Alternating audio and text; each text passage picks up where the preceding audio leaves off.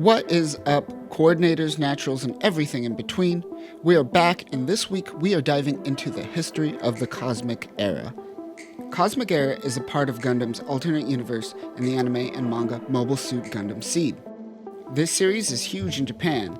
Some would say this reinvigorated the genre back in 2003, but Western fans seem to have a different overall opinion. Some say that many of the characters in Gundam Seed are one-dimensional, and I say that isn't fair.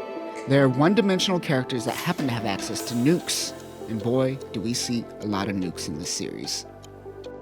Directed by Mitsuo Fukuda, this is Gundam's first foray into digital art. And like many rush shows for the time, and even to this day, it was edited heavily when remastered for the home video market. But my god, look at that chin on Kira. You can stab a man's eye out with that chin. Regardless of how you feel about this is happening, simple humans. Push the eject button before it's too late, because we are diving into the Cosmic Era. Unlike Universal Century, the strife between the two warring factions are due to genetic discrimination. In Universal Century, Space Noids were trying to fight for their independence against the Earth Noids, as people on Earth were usually richer, and the billions of people living in space were typically of lower class. In the Cosmic Era, there are two warring factions, the Naturals and the Coordinators. The plant communities, which are this universe's sides, or space colonies, which stands for People Liberation Acting Nation of Technology, began engaging in genetic engineering of humans, creating the Coordinator.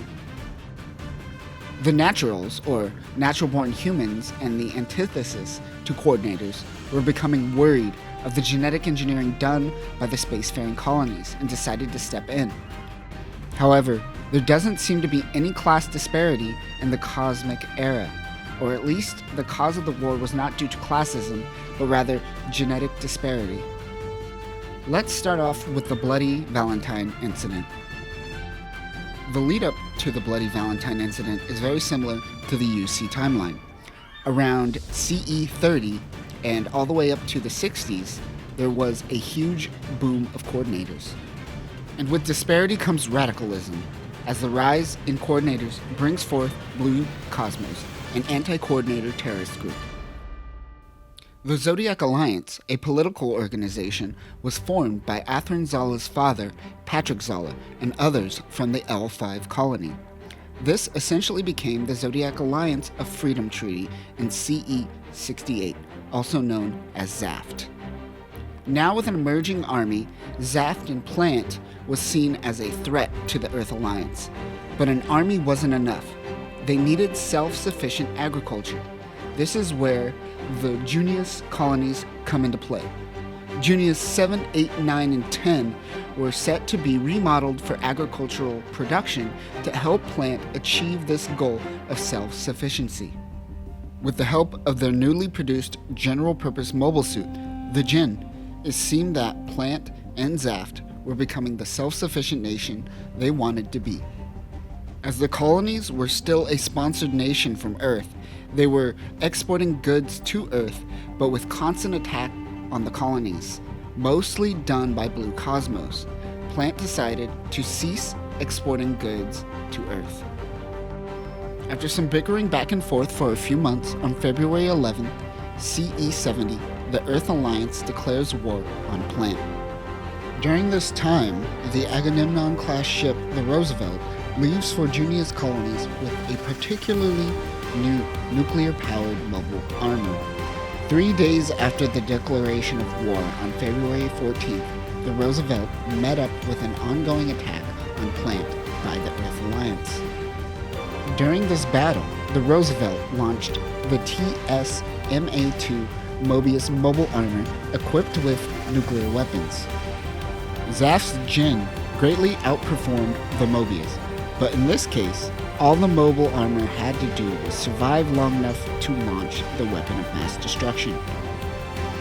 The Mobius targeted and destroyed Junius 7, killing its 1/4 billion inhabitants, including Lenore Zala, mother of Athrin Zala. This event greatly radicalized Patrick Zala, and I'm sure influenced Athrun Zala in the course of Gundam Seed. The Bloody Valentine incident was the start of the war between Plant and Earth Alliance, and only got worse from there. What the Earth Alliance assumed would be a swift ending to the space colonies essentially turned into a battle that dragged out for nearly 11 months in a somewhat stalemate. This incident also led to the invention of the neutron jammer, which would change how nukes are used in battle. The battle will rage on for 11 months before the Battle of Heliopolis, which is where we meet our hero, Kira Yamato. The Orb Union, a neutral country located in New Guinea, also controls the neutral colony Heliopolis. During the past 11 months, the Mobius was seen as inferior to Zaf's Jin units. The Earth Alliance needed something that could compete with the mobile suit. What they needed was a mobile suit that was able to be piloted by a natural. And where is the location of the development and production of these mobile suits? Heliopolis, of course. Not so neutral it seems, Orb. This is why we get such a distraught Kigali in the first episode of Gundam Seed.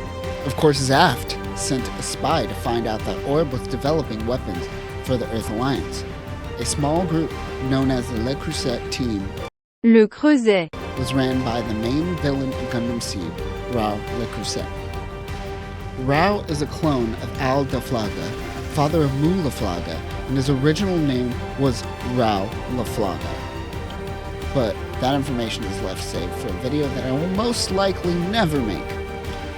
The Le Creuset team that infiltrates Heliopolis and attempts to steal the new G units consists of Athrun Zala, Isaac, Diarca, Nicole, and, of course, Rusty. Zaf planted bombs as well as sent Jins to distract the Earth Alliance forces, and it worked, as Mu Laflaga sortied to fight the distraction. During this time, the Le Creuset 5 infiltrated the colony. Isaac, Diarca, and Nicole take the first 3 found in the transport, while Athrun and Rusty go into the base to find the remaining 2. He saves the girl, which turns out to be Kigali, but realizes he stumbled onto a military base where the remaining 2 mobile suits are stored. This is where he meets Murie Ramius, who is a part of the Archangel crew. While the mobile suits were being stolen, the Archangel fell under heavy attack, killing most of its crew. One of the surviving members of the explosion was Ensign Nataru Bajiruru. She was unfortunately the highest ranking survivor and thus assumed command of the Archangel during the assault by Zaf. Also, I never watched the dub, so I have no idea how to pronounce his name in English. Nataral Badgerial? No. Back at the base hangar, Rusty is taken out by the Earth forces. Athrun shoots Murie and goes in for the kill. It is during this time that he realizes that his childhood friend, Kira Yamato, is right in front of him, protecting a natural. We see flashbacks of Athrun Zala and Kira Yamato as childhood friends. Athrun even gives Kira his robot pet bird, Tori, or Birdie. Caught up in the moment, Murie shoots at Athrun as he runs away. She then pushes Kira into the Gundam. As he is a coordinator, he is able to reprogram and calibrate the Gundam on the fly, something that naturals seem to struggle with. Taking control, Kira defeats the Jin with ease. He is pushed to his limit in his first battle as he saw some of his friends fleeing. During this time, Rao recognizes that one unit was not captured, and it is vital that Strike gets into the hands of Zaft. He also joins the battle. Kira saves his friends and Murie, but Murie, waking up from being unconscious, naturally shoots at children. She forces Kira and his friends to remain by her side since they have seen too much in this battle. On the outside of Heliopolis, Boulaflaga and Raoul Le Creuset engage in battle. They eventually make their way into the colony to find and destroy Strike. But before that could happen, the Archangel takes flight. Kira, now equipped with better artillery, accidentally shoots a hole into Heliopolis while trying to shoot down Raoul Le Creuset. The Strike team eventually meets up with the Archangel. The Le Creuset team regroup back at their ship and sortie again, with the exception of Athrun, as he has been told not to. However, dying to know if it were truly Kira he was fighting, he disobeyed orders. He and the Le Creuset team go down to try to retrieve the Strike unit, facing Kira head-on. As the battle continues, Kira destroys Miguel's Jin unit, a member of the Le Creuset team. During this time, the Archangel takes down a Jin, only to accidentally clip Heliopolis, and the space colony starts falling apart. After confirming his childhood friend is now his enemy, Kira is flung into space as Heliopolis is destroyed. Kira's home is now gone, and he is also met with the reality that his former best friend is now fighting for Zaft. Like it or not, Kira is now a part of this war. Kira is freaking out about the destruction of his home colony. He calms down and returns to the Archangel. But before that, he goes for a life pod from the colony. He brings it in on board the Archangel. Ensign Badriel is hesitant, but Ramius suggests they can head towards Artemis, a Eurasian Federation satellite, to seek help. On board the lifeboat is Flay Allister, the daughter of the Atlantic Federation Vice Foreign Minister. Meanwhile, Rao doesn't want Athrun to fire on a friend, which is why he doesn't want Athrun to sortie.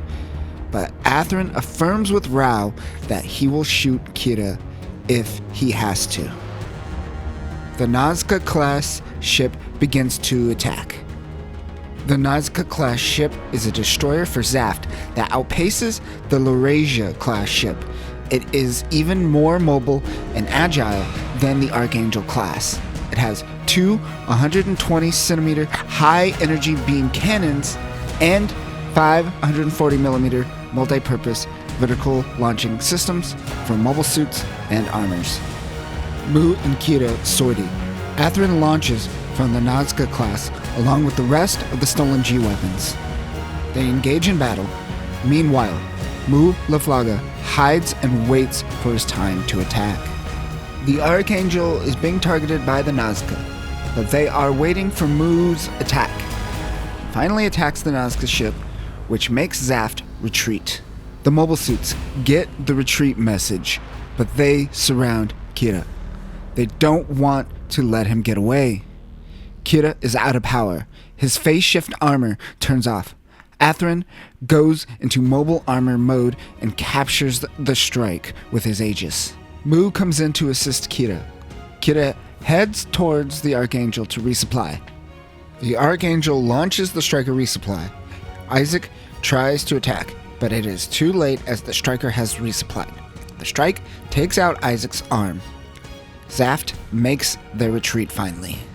The Archangel continues towards Artemis. Back at the Nazca, Isaac and Athrun bicker, while on the Archangel, Kira is having a panic attack. The Archangel docks with the Artemis. However, Artemis forces are holding them capture. The umbrella of Artemis is the light wave barrier that protects the fortress. The commander of the Artemis, Gerard Garcia, ensures the officers of the Archangel their safety while there. However, Commander Garcia wants to take the Archangel for himself, as it isn't technically a registered Alliance vessel yet. Let's briefly talk about the Earth Alliance for a second. In Universal Century, the Federation is a hegemony that works together for the most part.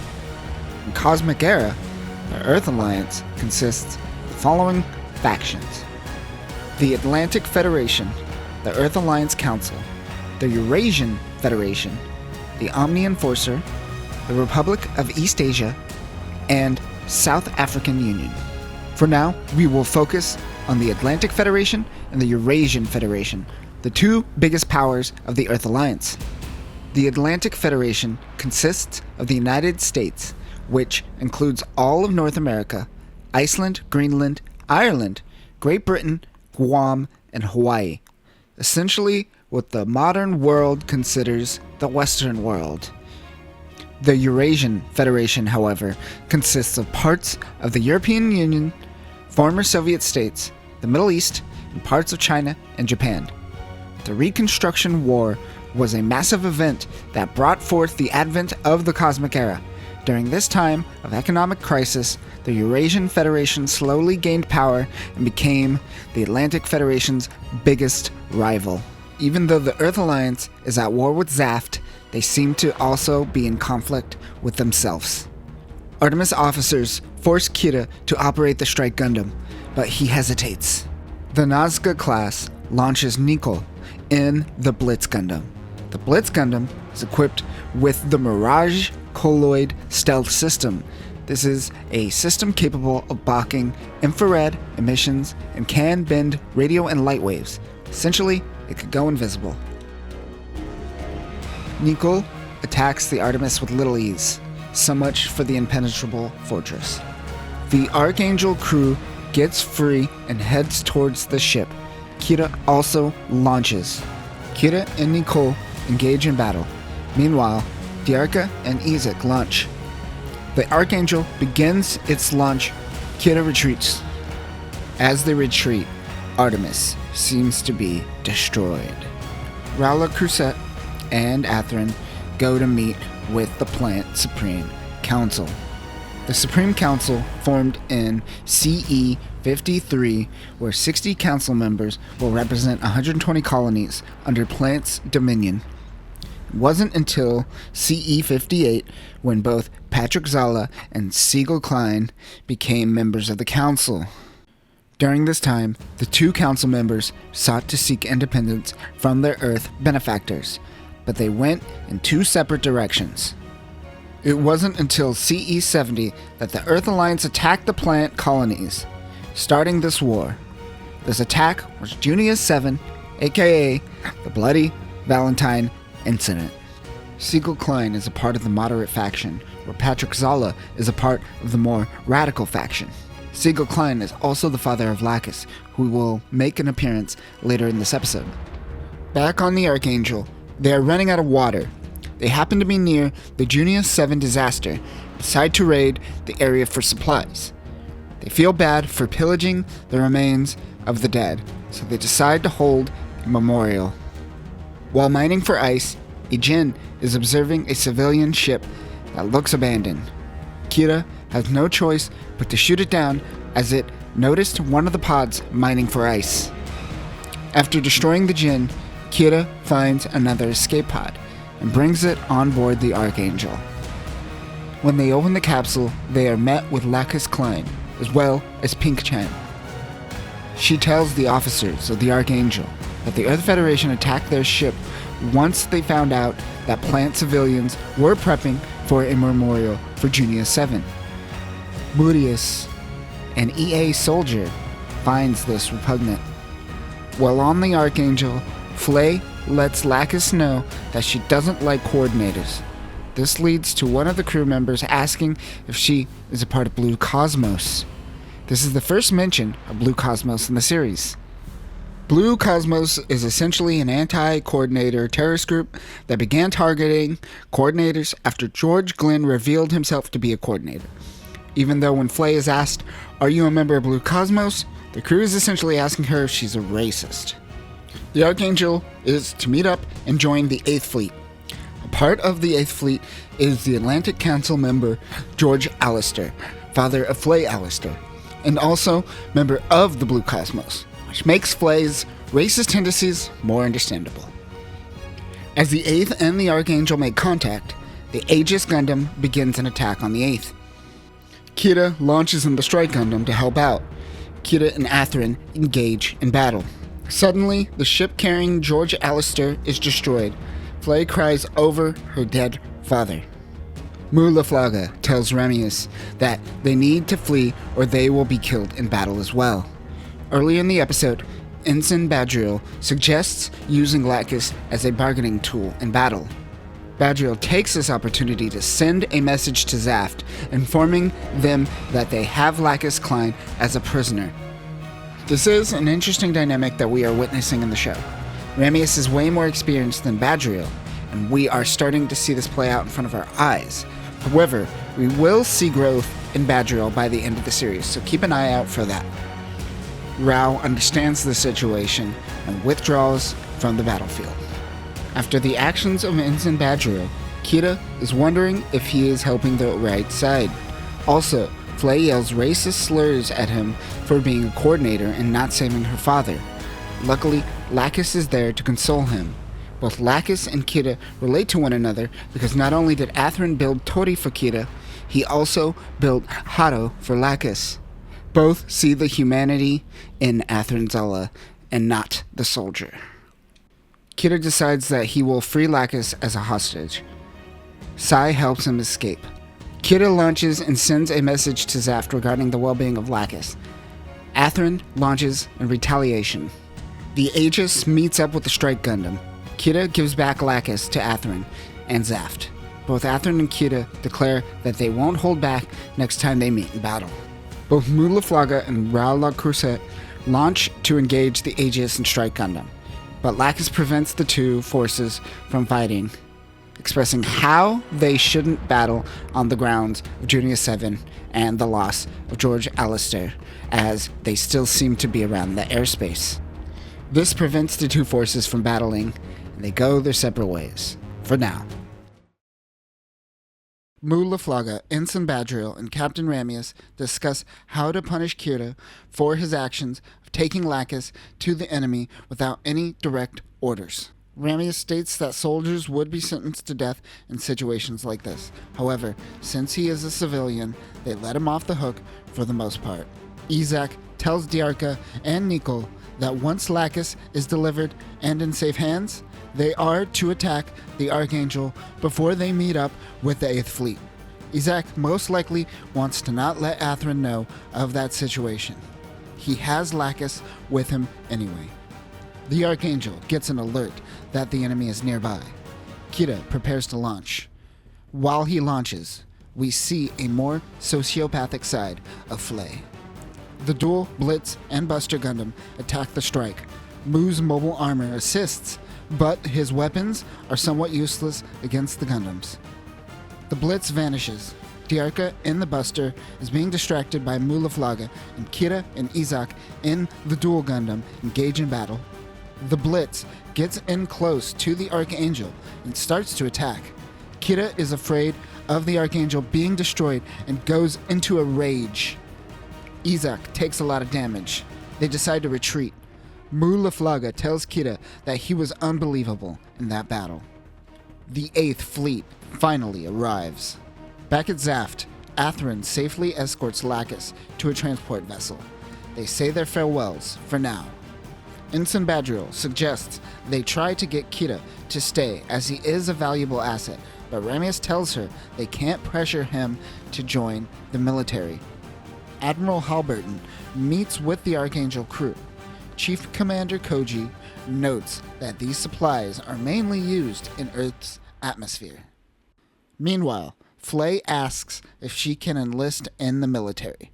The rest of the civilian crew think it over and decide to enlist as well. Kira talks to a young refugee on the ship who gives him a flower. He begins to board a shuttle before the rest of the crew tell him that they are staying on board. Suddenly, Zaft comes into range of the 8th Fleet. The team leaves to go to their post. Kira doesn't know what to do. He looks at the flower that the little refugee girl gave him. He decides to stay on board. The 8th Fleet prepares for an attack while making their descent into Earth orbit. The newly enlisted soldiers take their position on the bridge. Meanwhile, Flay tries to emotionally manipulate Kira. The Rao La Crusette team takes out 4 Earth Alliance ships with ease. The Admiral is witnessing the power of the Gundams. Ramius asks to allow the Archangel to go into Earth orbit first and lead the Le Creuset team away from the 8th Fleet. The Admiral allows it, as it seems that the Archangel is what the Le Creuset team is after. The Strike and Mobius are on standby. While they plan their descent, Kira and Mu launch. Gravity is pulling their units down towards Earth. As the Admiral's ship makes its descent, they launch the shuttle with all of the refugees on board. The Zaft fleet continues attacking the Admiral's fleet while entering the atmosphere. One thing to note is that the Zaft fleet consists of 2 Nazca-class ships and 2 Laurasia-class frigates, with Frau's ship close by. Both the Zaft fleet and the Admiral's ship go down. Kira and the dual Gundam begin to fight. The Mobius returns to the Archangel, but the Strike is preoccupied. Also, I really enjoyed the gel shield thingy that they put over the ship. It is a real upgrade to the plastic wrap of the RX-78 Gundam from the original series. While the Strike and the dual Gundam battle, the refugee shuttle gets in their way. Isaac shoots down the civilian shuttle, thinking it is fleeing soldiers. Yes, that's right. That little girl that gave Kira the origami flower. She's dead now. Feel that sadness. It seems that the Archangel has landed in Zaft-controlled territory in the Sahara in northern Africa. They intend to land in the Antarctica and are way off. The 8th Fleet is completely decimated, and it is up to them to get back on track, but they now must do it alone. Kira is experiencing a fever, PTSD, and some form of gravity sickness, all in one. It is very taxing on his body. Luckily, Flay is there to comfort him. With sex. She comforts him with sex. Off in the distance, we see a mysterious group led by Kigali, the strange girl that Kira met in Heliopolis. We see Commander Andrew Waltfield enjoying a nice cup of coffee while planning an attack on the Archangel. Waltfield is an ace mobile suit pilot, but he earned his nickname Desert Tiger due to the fact that he was promoted by an advertising agency to raise the will and push Zaft propaganda. It seems Waltfield's Desert Tiger is a reference to German soldier Erwin Rommel's nickname, the Desert Fox.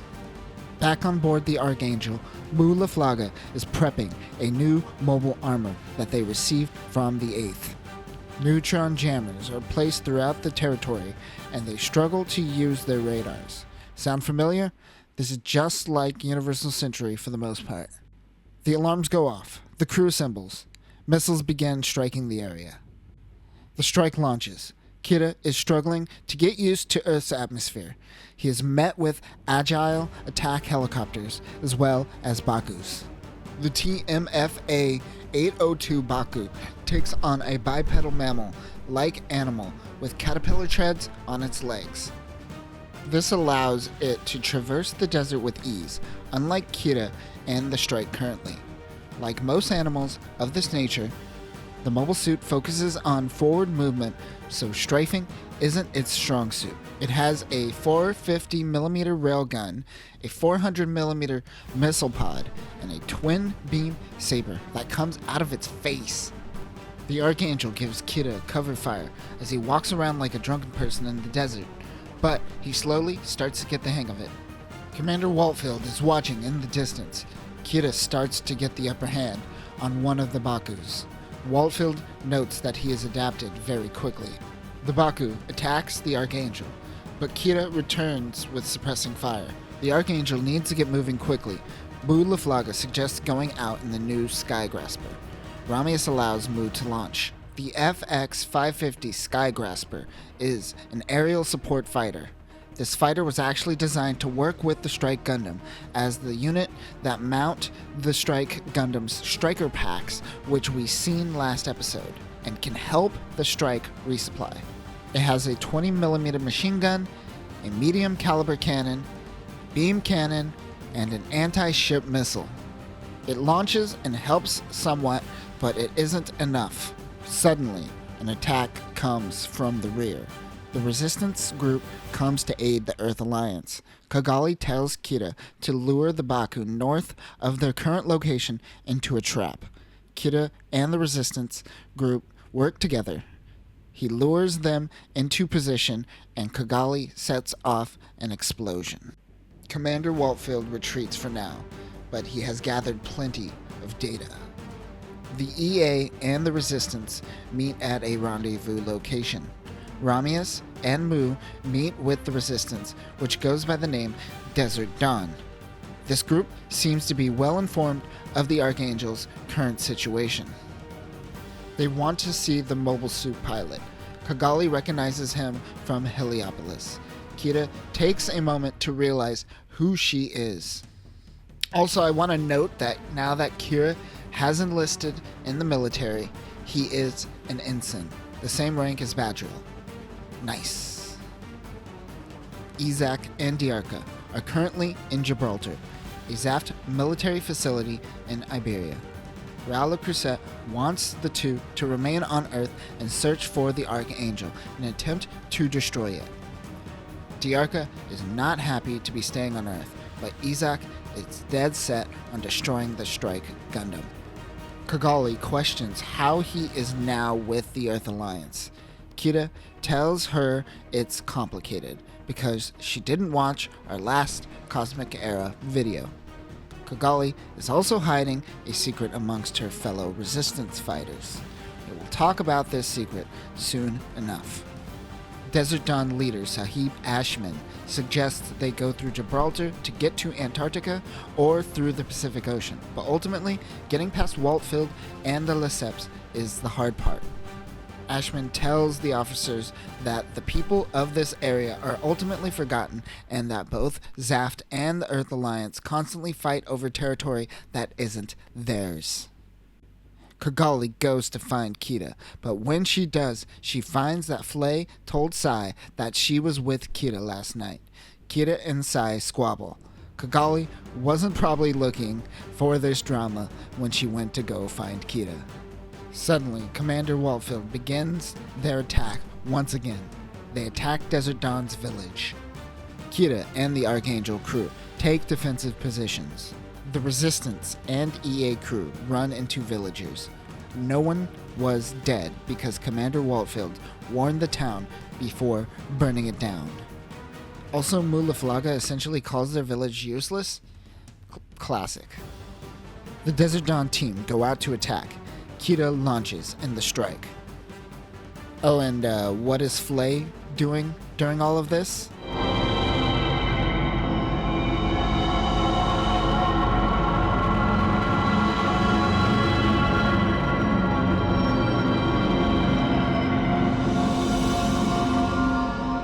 The Resistance fighters are simply equipped with jeeps and some missile launchers. These people are savage. However, missile launchers aren't enough for the Baku. The Baku starts taking out Resistance soldiers. Kigali jumps out of the jeep. However, the Baku attacks and takes out Ahmed, one of the kid Resistance fighters. Gundam Seed really hates children. The Strike comes in to assist Desert Dawn. Kira has figured out that he must use heat convection to take out units in the desert, whatever that means. Kira takes out some of the Bakus, but Waltfield himself comes in a third unit. Kira uses precision coordinator movements. He slows down one unit with his shield, damages another. Kira gets under the Baku and destroys it with his beam rifle. Waltfield goes for the strike, but Kira uses his beam saber and takes out their treads. Waltfield retreats. Back at the rendezvous point, Kira continues a mobile suit tradition and slaps Kigali for being so reckless. Kira and Kigali are dropped off in a Zaft-controlled town. They stop and get some doner kebab. While eating, the Desert Tiger himself, Andrew Waltfield, disguised as Luffy, strikes up a conversation.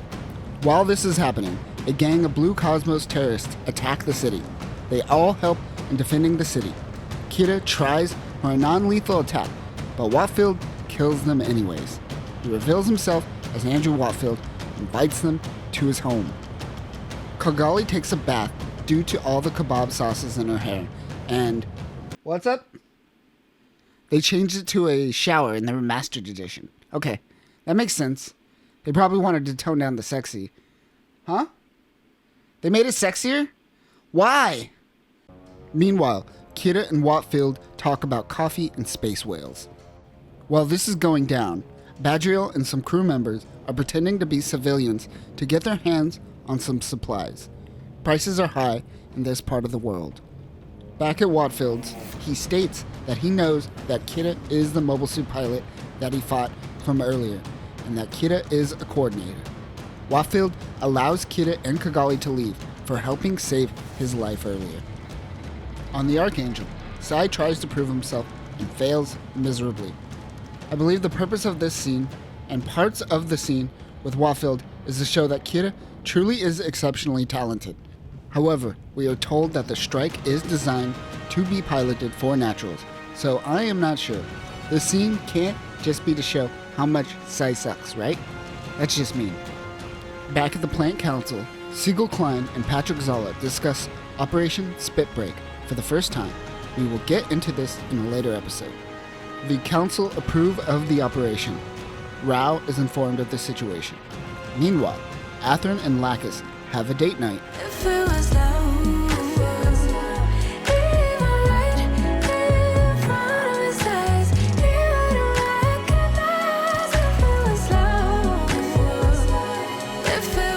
Sai is currently in the brig for attempting to pilot the Strike Gundam.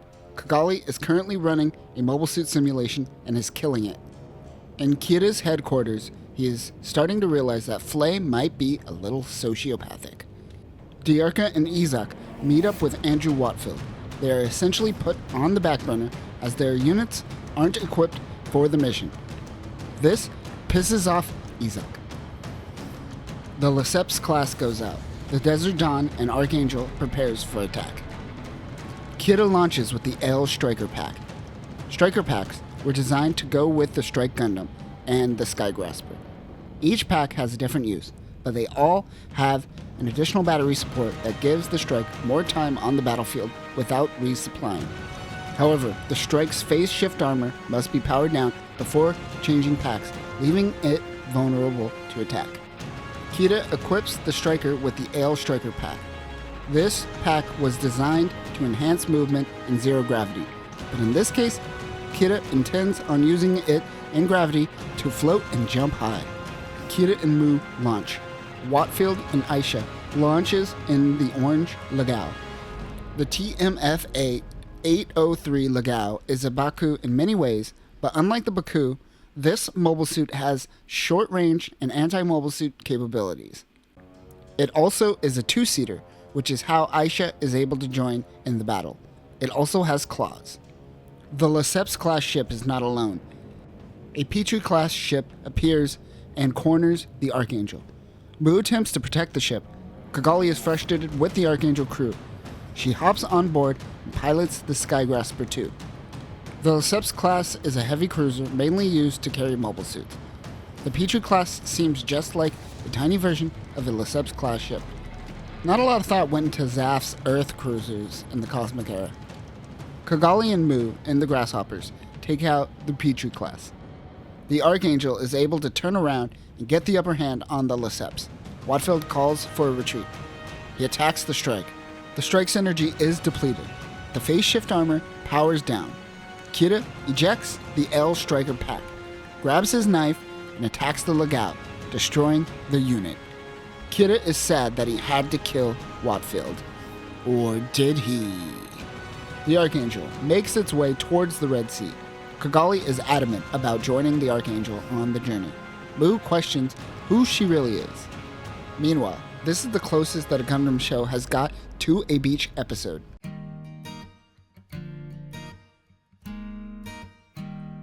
Kira and Kigali try to have a conversation, but Flay is too insecure to allow that to happen. Luckily, an attack on the Archangel begins. Dins are in the vicinity of the ship. The AMF 101 Din took note from a Jin tactical air unit, as well as some elements of the Sigu, which we see Rao Le Creuset pilot in a few episodes. Its weapon set is similar to that of a Jin, but are designed for Earth atmosphere, unlike the Jin. They are over the ocean and Kira can't fly. Mulaflaga launches in the Skygrasper 1. The Skygrasper 2 is not ready for launch. The Strike peeks out of the launch ramp and tries to get a shot, but fails. Kira suggests diving in the water as some goons appear. He does so. The UMF-4A goon was an evolution of the Jin FEMW and is an aquatic mobile suit. The unit is able to fold its legs into its body for maximum hydrodynamics. It has a maser cannon, which is a powerful sonic weapon, a torpedo launcher, and a dart launcher. Above the water, Mu in the Skygrasper and the Archangel are able to handle the dens. Underwater, the Strike goes in with his knife, but he gets his hands on the beam cannon and takes out the goon. Killing the goon reminds Kira of Watfield. Back at Zaft, Diarca and Izak really want to join Carpinteria to fight the Archangel. Rao allows Izak, Diarca, Nicol, and Atherin to go, but puts Atherin in command. More goons are making their way towards the Archangel. The Strike launches with the Sword Striker Pack. This Striker Pack is designed for close-range combat, and it has a giant-ass sword. It also has a rocket anchor and a beam boomerang. It can also be used underwater, which is how Kira intends on using it. Atherin makes his way towards the action in a transport vessel. Kigali and Mu launch in the Skygrasper. Both Skygraspers launch anti-sub missiles towards the subs below. The Archangel decides to do a barrel roll, so their Gottfried cannon is in line with the goons in the water. Okay, stepping in during editing to note that the Archangel team is fighting goons, but the leader of the attack is piloting the Xeno. The UMF-5 Xeno is an amphibious mobile suit that focuses on short-range attacks, whereas the Goon were more focused on long-range firepower. It has torpedo launchers, a close combat claw, and a phonon maser cannon. Anyways, let's watch it get destroyed. Everyone holds on for dear life, as they are in Earth atmosphere and gravity and such. They are able to get a direct hit. Kigali gets sloppy and gets hit by an oncoming transport vessel carrying Atherin. Kigali goes down. Atherin launches his mobile suit in case the ship goes down, which it does. They both end up landing on an isolated island somewhere in the Red Sea. On the island, Kigali runs into Atherin. She doesn't hesitate and shoots him in the arm. Atherin makes his escape out of the valley. Kigali thinks he ran away, but he comes back and jumps on top of her. Kigali screams out thinking she is about to die. Atherin hesitates. He actually realizes that Kigali is a girl. One thing not mentioned is that there are constant references to Kigali being mistaken as a guy. She is supposed to be a tomboy, or at least an anime interpretation of a tomboy. Atherin doesn't end up killing her.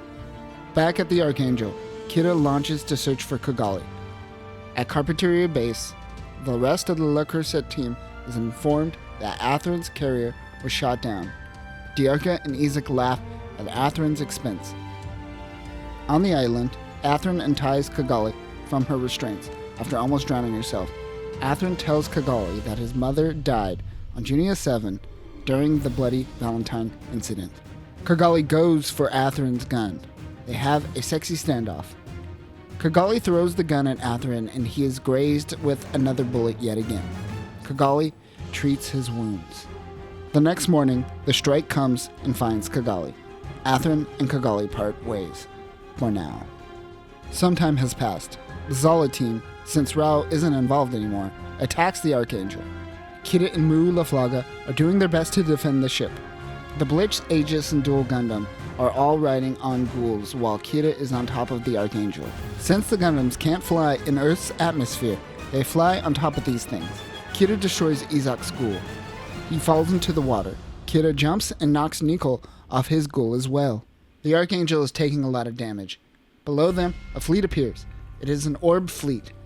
Remember, the Orb Union is a neutral country. If the Archangel gets too close to Orb, the Orb fleet will engage in battle. However, Kigali suggests that they push through, and she will handle talking to Orb. Orb gives Zaft and Earth Alliance a warning. Kigali gets on the radar and informs Orb to get her father on the line, Uzumi Nara Atha, the leader of Orb. Orb Union attacks both forces. Zaft make their retreat. Orb eventually allows the Archangel to enter Orb territory. Back with the Zala team, Atherin calls Izak a bitch and develops a plan to sneak into Orb and find the Archangel. Meanwhile, Carpinteria will put pressure on Orb for harboring an enemy. Mu, Badriel, and Ramius meet with the Ministry of Orb and Uzumi Nada Atha. He notes that it wasn't because of her daughter on board the Archangel that they didn't attack. It is because he wants Archangel's cooperation in allowing them to collect data from the Strike Gundam and for Kira himself to work with Morgenrot. Now, a few things to note here. Remember that the colony Heliopolis was also a part of the Orb territory. Also a part of Orb territory is Morgenrot, an Orb state-owned company that manufactures weapons similar to Anaheim Electronics in the UC timeline. Morgenrot also helps the Atlantic Federation manufacture all of the G Project weapons, including the Strike. Orb wants the data from the Strike to help with her mass-produced Astray. The MBF M1 Astray is a mass-produced lightweight mobile suit that was designed with the L Striker packs as reference. Because of this, the Astray can fly around in Earth atmosphere in short bursts. It has a beam rifle, 75mm Vulcan guns, and a pair of beam sabers. We will be coming back to the Astray and its variants quite a bit. Ultimately, Ramius agrees and shares the data of the Strike. On the other side of the island, the Zala team sneaks into neutral territory. At Orb, the Archangel is getting fixed. Meanwhile, senior engineer of Morgenrot, Erica Simmons, is going over the collected data from the Strike and the data from Kisaka, who was the guy following Kigali around throughout the series. Once collected, Kigali and Erika show Kira the M1 Astray. We talked about this last video, but this is essentially Orb's mass-produced unit. Kigali tells Kira that the Orb Union wants to remain neutral and doesn't want to have any foreign nations invading them. Usually, in situations like this, other fighting nations will pressure the neutral nations or even force their hand to go to war. By having the production of mobile suits, this guarantees that they can defend themselves. Kigali is still mad at her dad for Orb helping the Earth Alliance, even though Uzumi didn't know anything about it. Erika shows off the Astray to Kira before telling him that she wants Kira to develop an operating system for the mass-produced mobile suit. Meanwhile, the Zala team is still trying to infiltrate the neutral colony. They receive fake badges and make their way towards Morgenrot. At the Ministry of Orb, Uzumi looks at a file on Kira Yamato. He wonders about his past. The Archangel crew are able to meet with their parents while on leave. However, one family isn't with the rest. The Yamato family meets with Atha. It appears Uzumi Atha knows the Yamato family. Kira is working on the operating system. Flay wonders why he isn't visiting with his parents. Flay makes the situation about herself, of course. The team say their farewells to their parents with the exception of Kira. It is clear that he is ignoring his parents. It seems he is somewhat upset that he is a coordinator. Tori flies away. Kira chases Tori outside to find that the Zala team is right there with Tori. Kira and Atherin recognize each other but pretend that they don't, as they both know what's about to happen in the near future. Atherin gives Kira his bird back and walks away. Colonel Kasaki informs Ramius that Carpinteria is most likely the most concerning enemy adjacent to their location. He also thanks the officers for helping to bring Kigali home. Meanwhile, the Zala team are patiently waiting for the Archangel to leave Orb territory. Because Kigali will not be joining the crew when they make their departure, Toll volunteered to be the pilot of the Skygrasper 2, as he is second to Kigali in the simulator. Uzumi and Kigali have a talk. He thinks that Kigali's sense of heroism is selfish and that fighting with the Earth forces won't stop war. She decides to stay at Orb for now. Kira and Kigali say their goodbyes Kida tells Kigali to apologize to his parents for him. They make their departure from Orb. The Orb fleet leaves the Archangel. As planned, the Zala team was waiting for them. Kida, of course, knew this too, so he was ready, waiting in the strike. The Aegis, Buster, Blitz, and Duel, all riding ghouls, begin their attack. The Archangel lays down a smokescreen. The strike is on top of the Archangel using the Launcher Striker. The Launcher Striker pack is a long-range weapon striker. It has a bombardment support control system and a 320mm hyper impulse cannon. Besides the second episode, I believe, it is rare for the strike to use the Launcher Striker pack. Usually Mu Laflaga uses it with the Sky Grasper. Mu and Toll launch in the Sky Graspers. Kida begin using the launcher. The Zala team scatters. The strike begins fighting them 1v1 while the Archangel's valiant cannons give supporting fire. The launcher pack is depleted and the phase shift armor goes down as Kida ejects the striker pack. They prep the L striker pack that is attached to Mu's Sky Grasper. This is the first time we see a Sky Grasper transfer a new striker pack to the strike during mid-battle. This is the striker pack's intended use, longevity and firepower on the battlefield. Kida knocks the Blitz off its ghoul and takes it for himself. He destroys Athern's ghoul as well. Toll currently has the Sword Striker pack equipped and is ready to send it to Kida. Kida equips the Striker pack. Athern and Kida fight. The strike has the upper hand, but Nico comes in to help Athern. Unfortunately, the Blitz Gundam only had one hand. Kida uses the sword and kills Nico, destroying the Blitz. The strike makes its retreat, as does the Zala team, but not before Athern goes in shock for a moment. Back at the Archangel, Mu tells Kida that he is in war, and if he wants to win this war, he should stop hesitating. The Archangel is struggling to make contact with Alaska, which is their next destination. Back at the Vazgulav sub, Athern mourns the loss of Nico. He promises that he will kill Kida, but not for too long. As the team preps to attack the Archangel once again, the team launches on their ghouls. Kida and Mu launch and engage with the dual Aegis and Buster. Mu is equipped with the Launcher Striker pack. The Aegis takes out one of the Archangel's cannons. Toll goes out in the Sky Grasper 2. The duel and Aegis double team Kida. He is able to take out the duel's leg and the Aegis' ghoul. Kida and Athern land on a nearby island and continue their battle. The Archangel crash lands on the island as well. Mu is able to take out the Buster's ghoul and arm. The Buster Gundam is failing. Diarca looks over at the Archangel and notices the cannons pointed right at him. There is nothing he could do but surrender. While the strike and Aegis fight, Toll comes in to support with the Sky Grasper. Athern throws his shield right at him, killing him instantly. Kida cries out in pain. Both have just lost a friend. The two are prepared to fight to the death. Both of their power is low. Their phase shift armor turns off. Athern turns the Aegis into its mobile armor form and grasps onto the strike. He activates his self-destruct and bails. Kida is trapped in the strike when both the strike and Aegis explode.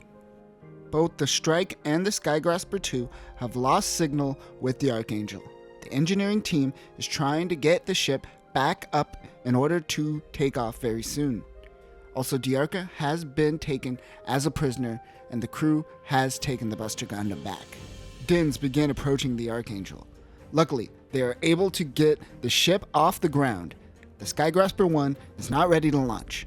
They continue to try to contact Alaska, but don't get a response. They decide to send a message to Orb instead. Back at the Vazgulav sub, Izak is the only remaining member of the Zala team. Athern and Diarca are both MIA. Raul LeCreuset orders the sub to return to base. An Orb Union team, including Kigali and Kisaka, go to investigate the island. They find the strike, but no pilot. Near the beach, however, Kigali finds a passed out Athern. Orb takes the strike and Athern. Kigali confronts Athrun and tells Kigali that he killed Kira. Athrun tells Kigali that they were friends when they were younger. Flay also finds out that Kira is MIA. Kigali gives Athrun back to Zaft. She gives him a necklace to protect him. Kira wakes up to find that he is in the presence of Lacus. The Archangel finally makes its way to Alaskan territory, but they are left on standby and can't leave the ship. At Alaska, a group of Earth Alliance members discuss the Cyclops system and the new GAT series of Gundams in the works. Back at Carpinteria Base, Zaft preps for a major assault. Rao visits Athrun and tells him that he is being promoted and will now be reporting directly to the National Defense Committee.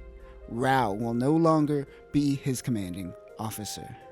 Also, Athrun will return home, where he will be the pilot of a new mobile suit that Zaft has been working on. Rao also tells him that his father, Patrick Zolla, has been appointed Plant's Supreme Council chairman. This position was previously held by Siegel Klein. Remember, Klein was a more moderate person in his beliefs, whereas Zolla is more radical. This change in power definitely is a sign of more radical moves on Zaft's end. Back on Asperius 1, Lacus takes care of Kira. Reverend Machio comes and tells Kira that he brought him to Asperius 1. Now just a reminder, Kira was on Earth heading towards Alaska. Now the plants are all located over here. There's no way he got all the way to the plants while passed out. Anyways, I digress. Reverend Machio acts as a communicator between Zaft and the Earth Alliance, and not for or against either side. Machio has helped create non-aggression treaties between Zaft, EA, and Orb for the Junk Guild, which plays a big role in Mobile Suit Gundam Seed Astray. More on that later. Rao preps for Operation Spitbreak. Zaft plans on attacking the Alaskan base, but Rao's version of the operation might be a little different than the rest of Zaft's. Meaty goes to the medbay to find Diarca there. Meaty grabs a knife and decides to take out her frustration on Diarca. Flay finds a gun and pulls it out on Diarca as well. Flay loves a little crazy, so she jumps in. Meaty sees Flay's psychopathy and realizes that she doesn't want to be anything like her. She decides to save Diarca's life at that moment. Look at these eyes, man. On Alaska, the officers of the Archangel meet with the EA. They essentially debrief the higher-ups on their journey. One of the men asking questions is Captain William Sutherland. During this meeting, it is clear that Sutherland is anti-coordinator and pro-Blue Cosmos. The meeting is adjourned. Sutherland tells Badriel, Mulaflaga, and Flay that they are being transferred. When asked why Flay, Sutherland notes that she joined the military after her father died and that she will be used as a propaganda icon for the Earth Alliance, and more likely, Blue Cosmos.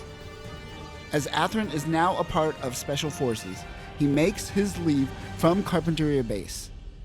He says his farewell with Izak. Back at the Archangel, Flay and Badriel say their farewells to the captain as they make their way to their new post. Mu is mad that he is being transferred to California to be a pilot instructor. Remius is sad to see him go. The Archangel is to join the Alaska Defense Force 5th Escort Group. Patrick Zolla gives the go for Operation Spitbreak. He tells Zaft forces that they will be attacking Joshua at Alaska instead of Panama. Both Zaft and the Earth Alliance expected this giant operation to go down in Panama, but it looks like it is a direct attack on EA headquarters. Many of EA forces are stationed in Panama for this reason. Because of this, Alaskan forces aren't at 100%. The switch from Panama to Alaska also is something that Patrick Zolla did behind the backs of the Supreme Council. Zaft enters the Earth atmosphere. The attack begins. Alarms go off. Mu runs off to figure out what is going on. Jins, Dins, Bakus, and Sigus all form on Joshua with insurmountable forces. Raul Crusette is in his Sigu. The ZGMF 515 Sigu was supposed to be a mass-produced successor to the Jin, but because of the release of the G-weapons, Zaft shifted focus. The Archangel prepares for attack without a mobile suit team. Meanwhile, Kira decides he can't sit around and do nothing while an attack takes place on Earth. The battle wages on. Rao lands at the Alaskan base. How so easy? Who knows? He runs into Mu, and they battle with pistols. Rao runs away with Flay and takes her hostage. Mu finds a computer with information regarding the current mission taking place.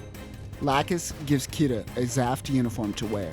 They sneak onto the base where they find the new Freedom Gundam.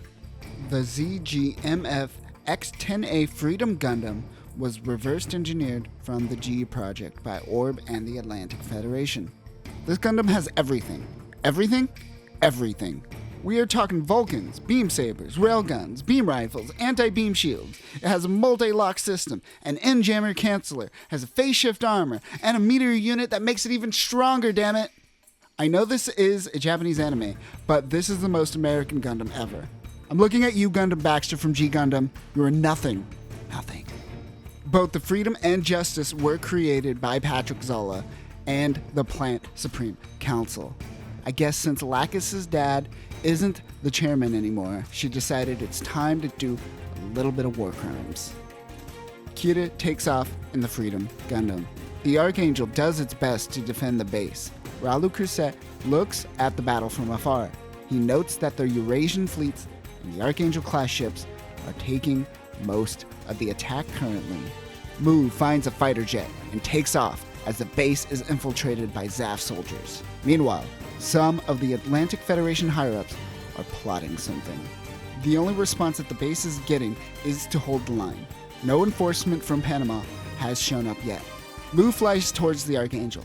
It takes a hit and crash lands on the ship. Mu tells Captain Remius that the Cyclops system is set up below Alaskan headquarters. It will blow once the defense line has been broken. The Panama forces simply won't be here in time, and everything in a 10-kilometer radius will be vaporized. Not only that, but specifically the Archangel ship, which since all mobile suits of the G project are now destroyed for the most part, has no role. Also, as mentioned earlier, Eurasian Federation ships are involved. It is clear this plot is done by the Atlantic Federation, and by extension, Blue Cosmos.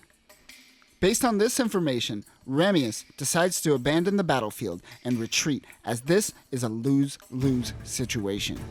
Mu goes back out in the Skygrasper. The main gate at the base is about to go down. The Dual Gundam goes out to search for and destroy the Archangel. Izak takes out the Launcher Striker pack equipped to the Skygrasper. The Archangel is getting attacked. Its balancer is off and they slowly descend. A handful of Dins suddenly come in and attack the ship. Mu is busy with the Dual Gundam to help.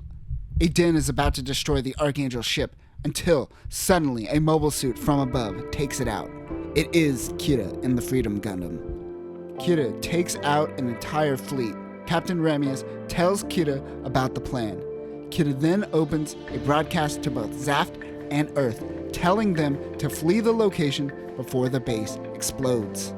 Kira immobilizes Izak as he keeps fighting him and doesn't retreat. Meanwhile, EA activates the Cyclops system. Everyone flees for their lives. Zaft looks on in dismay. Rao says that they've been had, but he lets out a big grin. Say, is he playing both sides? I think he's playing both sides. Atherin makes it back to Asperius 1. He is informed that Operation Spitbreak is a failure, and that Lacus Klein is now an enemy of the state for taking one of the new mobile suits. Atherin is in shock. Atherin goes to meet his father, who is now the Supreme Council chairman. His father assigns Atherin to take out the Freedom Gundam using the new Justice Gundam. The reason this unit must not be in the hands of the enemy is because it is equipped with an N-jammer canceller. Now remember, the neutron jammer disrupts radio waves, neutralizes radar, and messes with precision-guided weapons. The neutron jammer canceller makes neutron fission possible, removing any radio disturbances.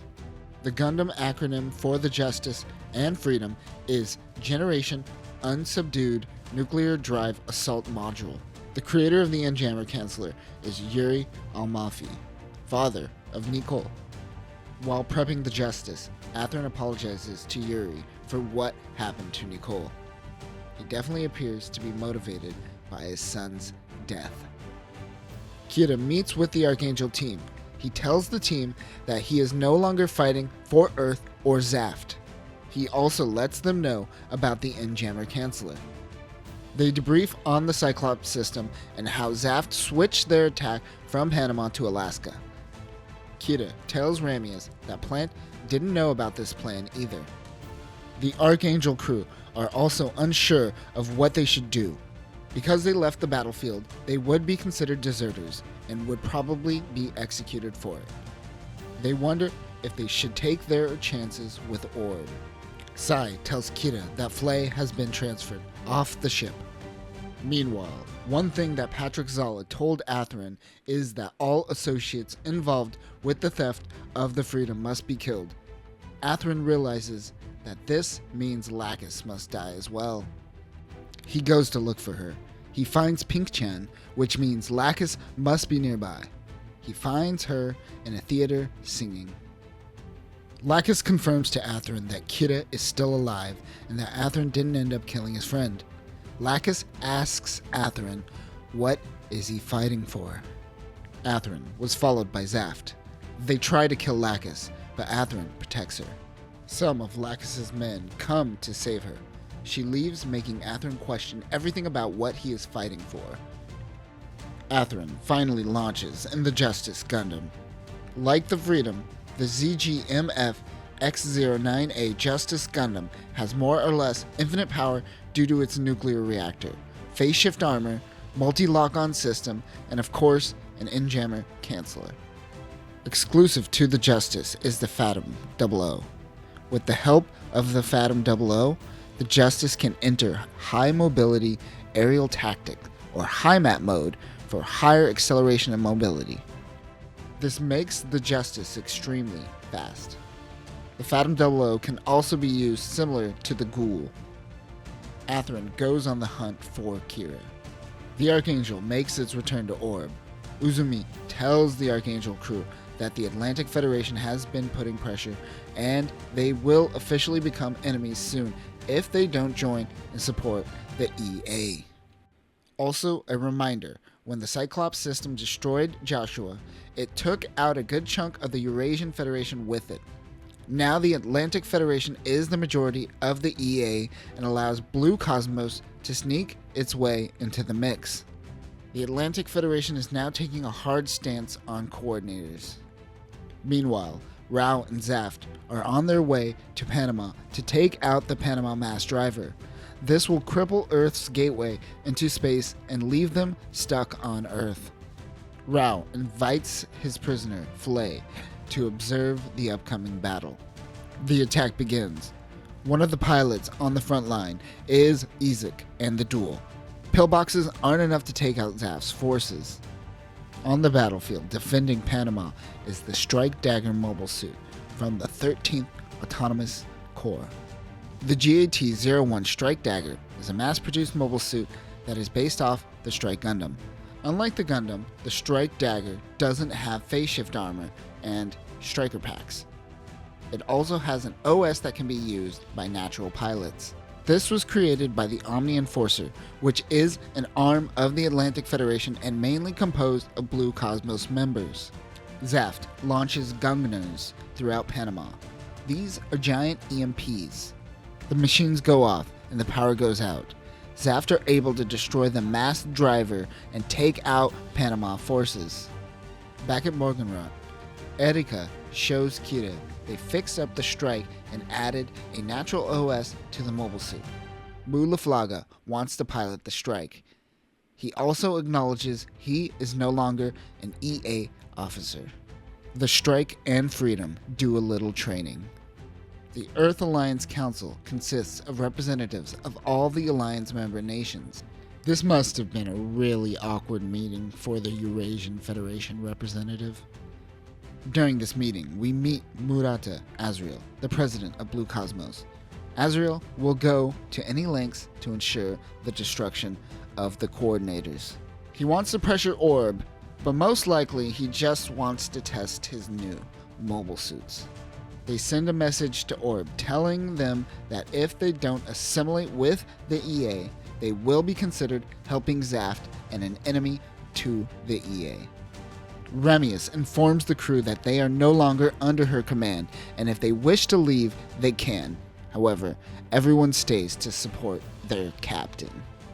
Everyone except Kazui. Midi tells Diarca that he is no longer a prisoner of war since they aren't enemies anymore. Atherin meets up with Reverend Machio, while Mu finally makes his moves on Remius.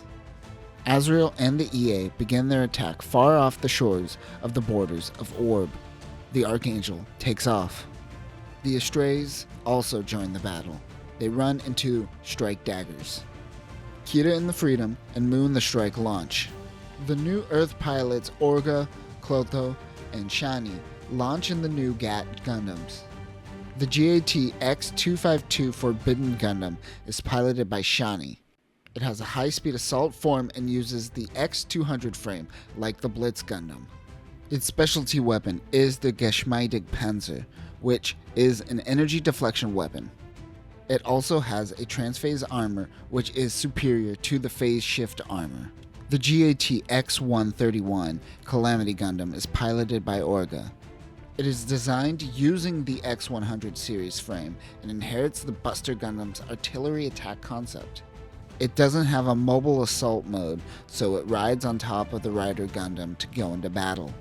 This is a long-range mobile suit and has a 337mm plasma sabot bazooka, a long-range beam cannon, energy cannons, and an anti-beam shield. It also is equipped with the transphase armor. The GAT X-370 Raider Gundam is piloted by Clotho. The Raider takes after the Aegis Gundam and also uses the X-300 frame. Like the Aegis, the Raider has a mobile armor mode. It also uses the transphase armor and uses the Mjolnir spherical breaker as its melee weapon. This short-ranged attack uses a mace on a wire and spins so it can block, beam, and shell weapons. Kira rains fire. Mu is still trying to get adjusted to the strike. The Calamity, Raider, and Forbidden begin their attack on Orb. Strike comes in with the Sword Striker. The Forbidden deflects Freedom's beam attacks. The Archangel is getting heavily attacked. Suddenly, Diarca in the Buster Gundam comes in and helps the Archangel escape. The three Gundams overwhelm the Freedom, but Atherin in the Justice comes in to save Kira. If you're watching the remastered edition, there is a brief moment where you see Shin Asuka and his family retconned into this scene. Shin will play a much bigger role in Destiny. Raider Gundam comes in and attacks Justice. Orgo, Clotho, and Shani are all fighting chaotically and getting in each other's way. Freedom and Justice double-team Calamity Gundam. It also seems like the Strike has the Ale, Sword, and Launcher Striker all equipped at once. I didn't know you could do that. Orga and Shani fight against themselves. Suddenly, they are impacted by some issue. They say they are out of time, and they retreat with the rest of EA forces. Atherin tells Kira that he has no intentions of fighting him or his men, even though that is what his orders are. He wants to have a conversation with Kira. Atherin and Kira meet face to face. Kigali comes in and gives them both a hug. Atherin apologizes for killing Toll, and Kira apologizes for killing Nicole. Back at Earth Forces, the three new Gundam pilots are all freaking out. This is because they are biological CPUs. These biological CPUs were conditioned, trained, and abused from a young age to produce a result for naturals similar to that of a coordinator. However, they are unstable mentally and physically because of this. They must take gamma-glypheptin if they ever have an episode. This drug provides dopamine and adrenaline, and if they don't take this drug, they end up dying. The EA technically treats the biological CPUs as products and not humans. There are doctors and scientists constantly monitoring them.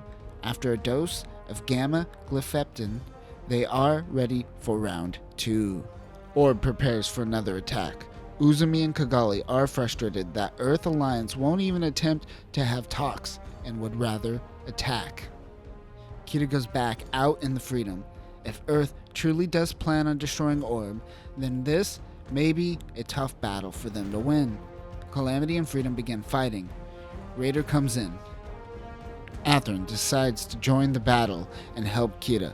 Kigali wants to fight, but she needs to learn how to be a commander. Izak and Rao are watching the battle from a Vazgulav sub. Rao tells Izak that Flay may be the key. Raider and Forbidden return to the ship. Calamity follows suit after Freedom does some damage and their power drains from the mobile suit. Azrael notes that the biological CPUs are good enough to fight against coordinators. Since the EA retreats yet again, it gives Orb time to talk. Uzumi Atha gives the orders for Orb to retreat while the higher-ups stay behind and self-destruct the Kaguya, which is Orb's mass driver system and its armaments factory. The people have been evacuated, so the destruction won't leave a scar on their people. You know. Except Shin's family? Uzumi forces Kigali to get on her ship, the Kusanagi, and leave her father to defend the nation. She fights him. The Archangel takes off with the Buster and Strike to defend it. Justice and Freedom fight Calamity, Raider, and Forbidden as the Kusanagi preps for takeoff. Uzumi calms Kigali down by telling her that she will be with her brother. Uzumi gives Kigali a picture of her as a baby with a twin boy. That boy just so happens to be Kira. This was the secret that the Yamato family was trying to keep from Kira in our last episode. The Kusanagi takes off. The Justice and Freedom hitches a ride while defending the ship. They are able to successfully launch into space using the mass driver system. On Orb, Uzumi self-destructs the base and the Kaguya. Kira watches as the once allied nation goes up in flames. Kigali cries out for her father. The Kusanagi is fully deployed and space ready. Kigali is still mourning the death of her father. Ramius and Mu get a tour of the Kusanagi, which is Orb's Izumo class ship. The Izumo class has a modular design and can be split into 3 parts: the front, center, and rear. Part B can be used for atmospheric re-entry and also be sent up into Orb using the mass driver. Well, it used to be able to, as both the Kusanagi and the Archangel were both built by Morgenrot. The Archangel adapted many of the designs of the Izumo class. It also has a plasma blaster cannon, a Gottfried cannon like the Archangel, a multi-barrel CIWS and missile launcher. Its specialty weapon is the plasma booster, which helps the ship get into orbit without the help of the mass driver system. However, as we saw last time, the Archangel used the plasma booster to get into space, and the Kusanagi used the mass driver system. While on board the Kusanagi, Mu Laflaga wonders if Atherin knows what he is throwing away by fighting with them. Atherin chooses to fight with them, however. He also tells them that they once found people hiding in an abandoned Mendel colony around the L4 point, and that they should head there and use the colony to gain supplies. In the plants, Patrick Zolla tells the world that Lacus Klein is a traitor. Wait a minute, is that Shin as a cadet? Didn't his parents die like yesterday? Anyways, Siegel Klein is assassinated by Patrick Zolla. While Klein is broadcasting a message to his people, Lacus Klein is also sending her own message of peace. Lacus Klein is informed that the Battle of Victoria is going in favor of the EA and their new Strike Dagger mobile suit. She is also informed that her father was just assassinated. Meanwhile, Azrael believes that the 2 units he saw at Orb are nuclear powered. Back on the Archangel, Kigali tells Kira that they are twins. She doesn't really understand the how or the why though, and neither does Kira. but he suggests to remember that no matter what, Uzumi is their true father. Back on Earth, the EA is building a ship very similar to the Archangel. It seems that Lieutenant Badriel will be assigned to this new ship. Athrun asks for a shuttle to return to plant. He wants to talk to his father and see if he could stop all of this with words. Athrun takes a shuttle instead of Justice, just in case something happens. Raulu Crusette also learns of the Justice and Freedom Gundams in Jammer Cancellors. He is very intrigued. Kira tells Athrun not to die and they part ways. Athrun makes his way towards Yahin Dwe. Yahin Dwe is a Zaft military fortress and their last line of defense. Its thick rock walls prevent the fortress from bombardment and would take a giant nuclear blast to penetrate it. This is one of the 2 asteroids converted by Zaft, the other being Boaz, which we will talk more about later. At the fortress, Athrun meets with his father. He came in cuffs because he was riding in a Federation shuttle. He asks Patrick what his true feelings are about this war. Athrun's father tells him that he will continue fighting until every last natural is exterminated. It is here that Athrun realizes that his father isn't fighting for the betterment of the coordinators and the plants. He is simply the antithesis to Blue Cosmos, another force of hate. Patrick points a gun at Athrun and demands to know where the freedom and justice are. Athrun runs at his father. He shoots him in the shoulder and arrests him. While being dragged away, he tries to bust out. One of the Zaft soldiers helps him. He is Martin DaCosta, a former soldier for Andrew Watfield, who says he is a part of the Klein faction. Over at the hangar, a group of Zaft soldiers steal a battleship. The commander of the rogue Zaft crew is none other than Andrew Watfield himself. It seems that Kira did not kill him. Watfield and Lacus work together to command the Eternal. The FFMH Y-101 Eternal is a one-of-a-kind ship created by Zaft. This ship is specifically designed to house the Justice and Freedom along with their Meteor units. It is faster than the Nazca-class ship and is one of the lightest in terms of firepower, with only a large beam cannon, twin railguns, Vulcans, and battery defense missile launchers. Athrun is surprised to see Lacus on board. Yahin's mobile suit forces follow the Eternal. While the Eternal is getting assaulted, the Freedom comes in to help out. Kira is able to ward off most of Zaft's forces. The Eternal heads to the abandoned colony Mendel. Kira finds out that Watfield is still alive. Lacus consoles Nikita after the death of her father finally gets to her. The recently promoted Captain Badriel is running a simulation with her crew on the new ship, the Dominion. The Dominion is the second Archangel-class ship that was created. The Dominion Corps is a part of the 7th Space Fleet. Badriel meets with Azrael for the first time. The Dominion will be the new home for the Calamity, Raider, and Forbidden. Their new mission is to also destroy the Archangel. Rao makes his plan to attack the Mendel colony. Meanwhile, Earth forces move most of their forces to the moon after the Battle of Victoria. The Dominion notices Nazca-class ships and head towards the Mendel colony as well. We are starting to see the formation of the 3 Ships Alliance. The 3 ships represents each nation that has played a part in this war. The Archangel represents the defected Earth Alliance, the Kusanagi, which represents the ideals of Orb, and the Eternal, which represents the Klein faction of the Zaft ideal. Both Uzumi Atha and Siegel Klein both had similar beliefs in that coordinators and naturals could live together in peace. However, with the rise of Patrick Zala and Zaft and Blue Cosmos in the Earth Alliance, led to a more radical shift. The Freedom and Justice are now on the Eternal, while the Buster and Strike remain on the Archangel. The 3 ships notice the new ship approaching. It is the Dominion. They fire the large cannon on the Mendel. The Archangel goes out while the Eternal and Kusanagi prep for launch. The Archangel notices that it is the same class ship. Badriel suggests that Ramius surrenders.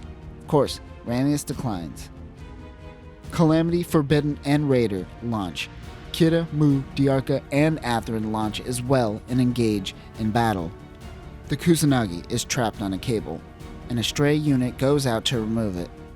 The Dominion gets the upper hand on the Archangel. All those moments of Badriel micromanaging Ramius may have proven to be a good thing, as Badriel seems to be the better strategist in this situation.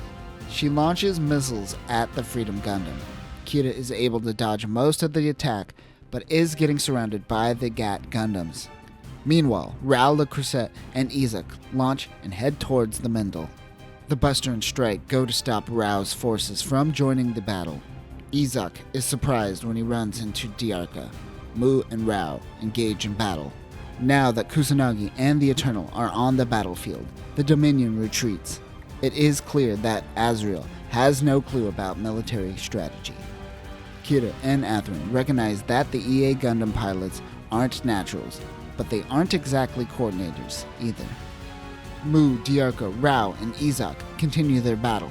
Everyone rests but Kira, who goes out to look for Diarca and Mu. Diarca gets out of his Gundam and tries to have a talk with Izak. Rao does a good amount of damage to the strike, but Kira comes in and helps out. Kira takes down Rao's Sigu, but he ejects and runs away. Mu and Kira chase after him. While fighting with Rao, he tells Kira that he was born here on Mendel, a place where experiments were done on coordinators to create something called the Ultimate Coordinator. Rao shows Kira the same picture that Uzumi gave Kigali. Rao also shows a picture of Mu and his father.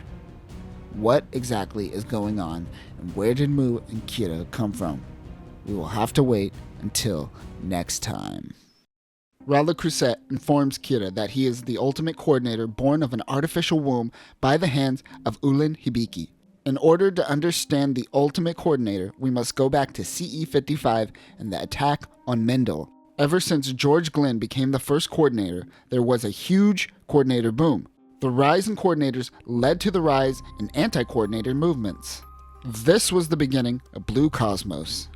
To create a coordinator during those days, you still needed a mother, which was most likely still a natural. Because of this, it led to a weird time where women were seen as vessels for coordinators. It wasn't until Ulin Hibiki created the ultimate coordinator, a human birthed from an artificial womb and free from the burdens of having to be born of a natural mother. Hibiki tested this on his own son, who was named Kira Hibiki. Ulin and his wife Via also gave birth to Kigali, who was natural born. In May of CE 55, Blue Cosmos attacked the R&D facility on Mendel Colony and destroyed all the research and killed Ulin and Via Hibiki. Luckily, Kira and Kigali were able to survive due to his aunt, Karidad Yamato. So it seems the people that Kira thought were his parents were in fact his aunt and uncle. We also learn about Mu and Rao's past. Mu's father, Al Deflaga, was an arrogant man. Because the coordinators were still birthed by natural females, Mu ended up not inheriting any coordinator abilities. So Al forced Ulin Hibiki to make a clone of himself so he will have someone who is genetically superior to pass on his inheritance. But in return, Hibiki had his ultimate coordinator program fully funded. This clone happens to be Rao Le Creuset. Simply put, Rao hates humanity. While he believes that humanity will eventually wipe itself out, he is not satisfied with waiting for that to happen on its own and works towards ending humanity. Unlike Char in the original Mobile Suit Gundam, who played both sides to accomplish a personal goal of destroying the Zabi family, Rao is playing both sides because he simply is a nihilist. Mu shoots Rao and his mask falls off. They look so similar to one another. The Dominion prepares to launch and attack the three ships once again. Atherin, Injustice, and the Girls and the Astrays launch as well. The Dominion makes the first strike on the Archangel. The Eternal preps the Meteor unit. Freedom, Strike, and Buster come out of the Mendel colony. Rao returns to his ship and takes some pills. It seems these pills are related to him being a clone. He wants Flay to assist him with something. Justice and Freedom fight Calamity, Raider, and Forbidden. Flay gets in a capsule. Rao sends a message to the Archangel crew regarding his prisoner. He wants Flay to deliver a message to the EA. Rao and Izak launch along with 12 Jins. Flay's pod launches as well. The Eternal handles Zaft fleet, while the Archangel handles the Dominion.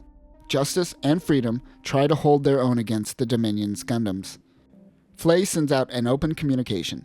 Everyone realizes that Flay is the prisoner. Badriel tells Calamity Gundam to grab the pod. Kira goes after Flay's pod. Raider is able to knock off Freedom's head. Calamity grabs the pod. The Eternal and Kusanagi group up and beeline through the Nazca-class ships. Kira is being careless. Luckily, Atherin has his back. Justice and Buster have to pull Kira back to the ship before he gets too deep in enemy territory. Calamity takes Flay's pod back to the Dominion. One of the Nazca-class ships go down. Zaft regroups. Izak is starting to question Rao's leadership. On the Dominion, Flay gives Azrael a disc that Rao gave her. It happens to contain all the information on the Justice, Freedom, and N-Jammer cancellers. In the medbay, Mu tells Ramius about his father and Rao. Everyone seems to be suffering currently. Back on the moon, Azrael wants to use this information he attained on an all-out nuclear attack.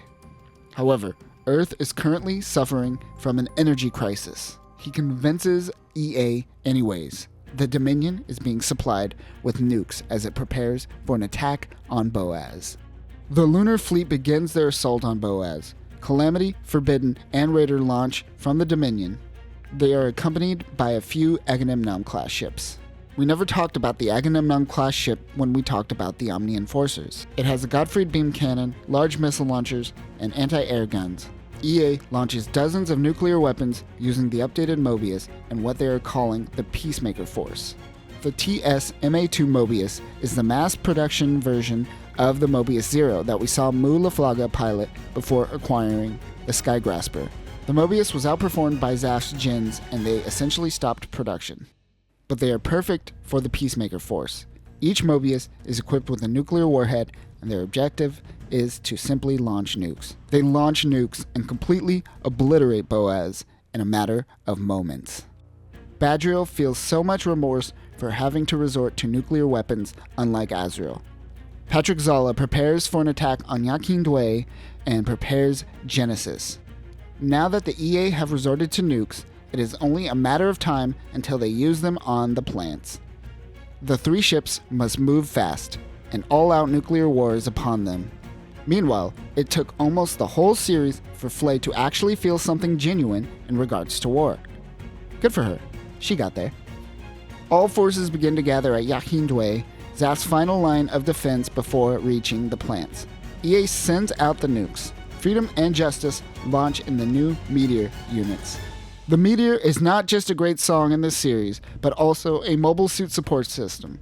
If you thought Freedom was overpowered before, you haven't seen anything yet. The Meteor uses the same engine as the Gen high maneuver type and is very fast. It has beam cannons, it has a beam sword, it also has an anti-ship missile launcher. When the Meteor is attached to the Justice or Freedom, it essentially has the power of a warship.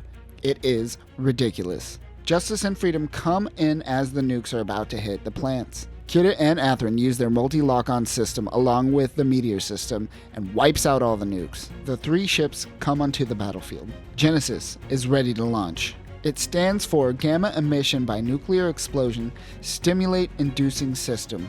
It is a huge gamma ray cannon that uses nuclear explosions to produce a massive burst of gamma radiation, which is reflected back by an external alignment mirror and focused by a second mirror on the cannon to create a laser beam. Patrick Zala fires Genesis.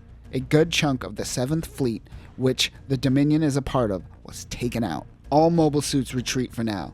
Genesis needs to replace its mirror after every use. They go out to prepare for another attack. The three ships do the math and find out that if Genesis is pointed directly at Earth, it would wipe out all life on the planet.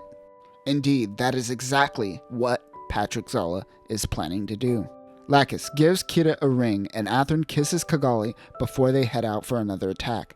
Mu also kisses Ramius. You gotta kiss the girl before the final battle. Meanwhile, Izak is having his own "what am I fighting for" moment. Everyone launches, including Kigali and the Strike Rouge. The MBF-02 Strike Rouge was built using spare parts of the Strike and is more or less a copy of it, including the use of its striker packs. The only difference is that the Strike Rouge uses AI and additional power that changes the phase shift armor color to red and pink. Rao goes out too. Patrick doesn't want him to mess this up. Rao asks Patrick, even if that includes killing Athrun? Patrick says of course. Rao goes out in the Providence. The ZGMF X-13A Providence Gundam is the last of the Gundams created by Zaft. Like Freedom and Justice, it also has an in-jammer canceller. What makes Rao's Providence model special is the use of the Dragoon system. Dragoon stands for Disconnected Rapid Armament Group Overlook Operation Network. This allows a single mobile suit user to control multiple bits that can attack an enemy from all angles. This is essentially Universal Century's Psychomu system and funnels all in one package. It requires a skilled pilot to be able to control all of the bits. Providence has 11 bits. Patrick decides to attack Ptolemy's crater on the moon with the Genesis. He takes aim and fires. All lunar forces heading towards the battle is destroyed instantly.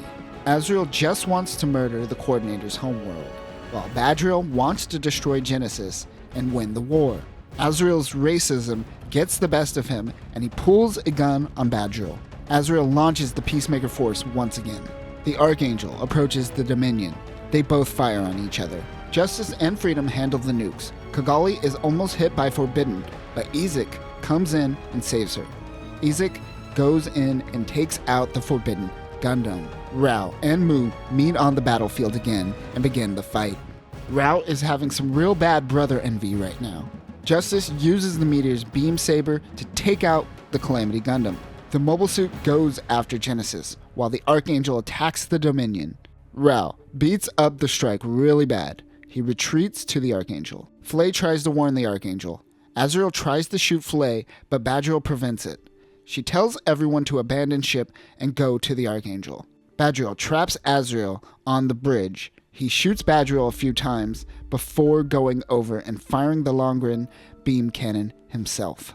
The Archangel wasn't expecting an attack after most of the crew retreated. They can't defend themselves quickly enough. However, Mu comes in to save the day and is beaten down Strike Gundam. His shield doesn't hold and the Strike is destroyed, but it managed to save the Archangel. Ramius cries out for Mu. Wait. This isn't what I remember from my childhood. Bring up that original cut. Yeah, that's the good stuff right there. Let's all just pretend Mu is dead for now. Ramius aims its own Longren on the Dominion. The Dominion is destroyed, killing both Badriel and Azrael. Rao in the Providence comes in to attack. Rao is able to destroy the Meteor's beam saber. Clotho is the last standing biological CPU in the Raider Gundam. He has gone too long without his gamma glypheptin pills and is going mad. Isaac is able to take out Raider Gundam. Providence is able to destroy Freedom's meteor pack.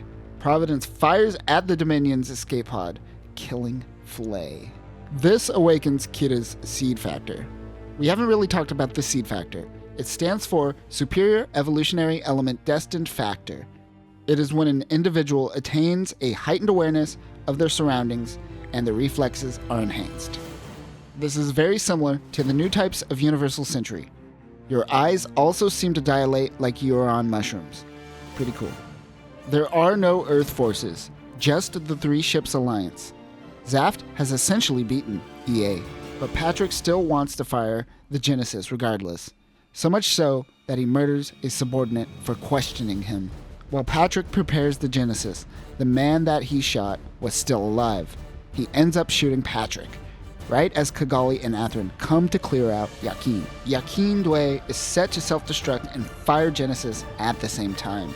Athrun goes into the Genesis and does a Star Wars. He plans on self-destructing the Justice to destroy the Genesis weapon. Kigali follows Athrun to prevent him from killing himself. Kira uses his beam saber and strikes the Providence, killing Rao, but not before having to listen to Rao go on about his nihilism. Yakin Dwe explodes. Genesis is about to go off, but the Justice self-destructs and destroys the weapon. But Athrun is safe in Kigali's Strike Rouge. Kira floats out into space with the Freedom nearly destroyed. He takes it all in. Athrun and Kigali come to save him. After the war, in-jammer cancellers were placed throughout Earth so that power plants can be up and running again, fixing the Earth power crisis. At Zaft, Izak is promoted to commander after initially being sentenced to death for crimes against humanity at the Battle of Orb. Diarca and Athrun were considered deserters by Zaft. Athrun was officially discharged, while Diarca was demoted one rank. The Nairobi Peace Conference led to the Junius Treaty, which officially ends the First Alliance Plant War. The Junius Treaty specifically outlines several points. All national boundaries on Earth had to be restored to the status quo. Thus, both the Orb Union and the United States of South America, which were seized by the Alliance, became independent nations again. Also, Zaft had to leave the areas they conquered during the war. However, they were allowed to operate the Gibraltar and the Carpinteria base on Earth. Neither side would pay reparations. Instead of an international tribunal, each side would try its own war criminals. Preferential tariffs for former plant sponsors. Nuclear technologies, such as neutron jammers and neutron jammer cancellers, are prohibited from military use.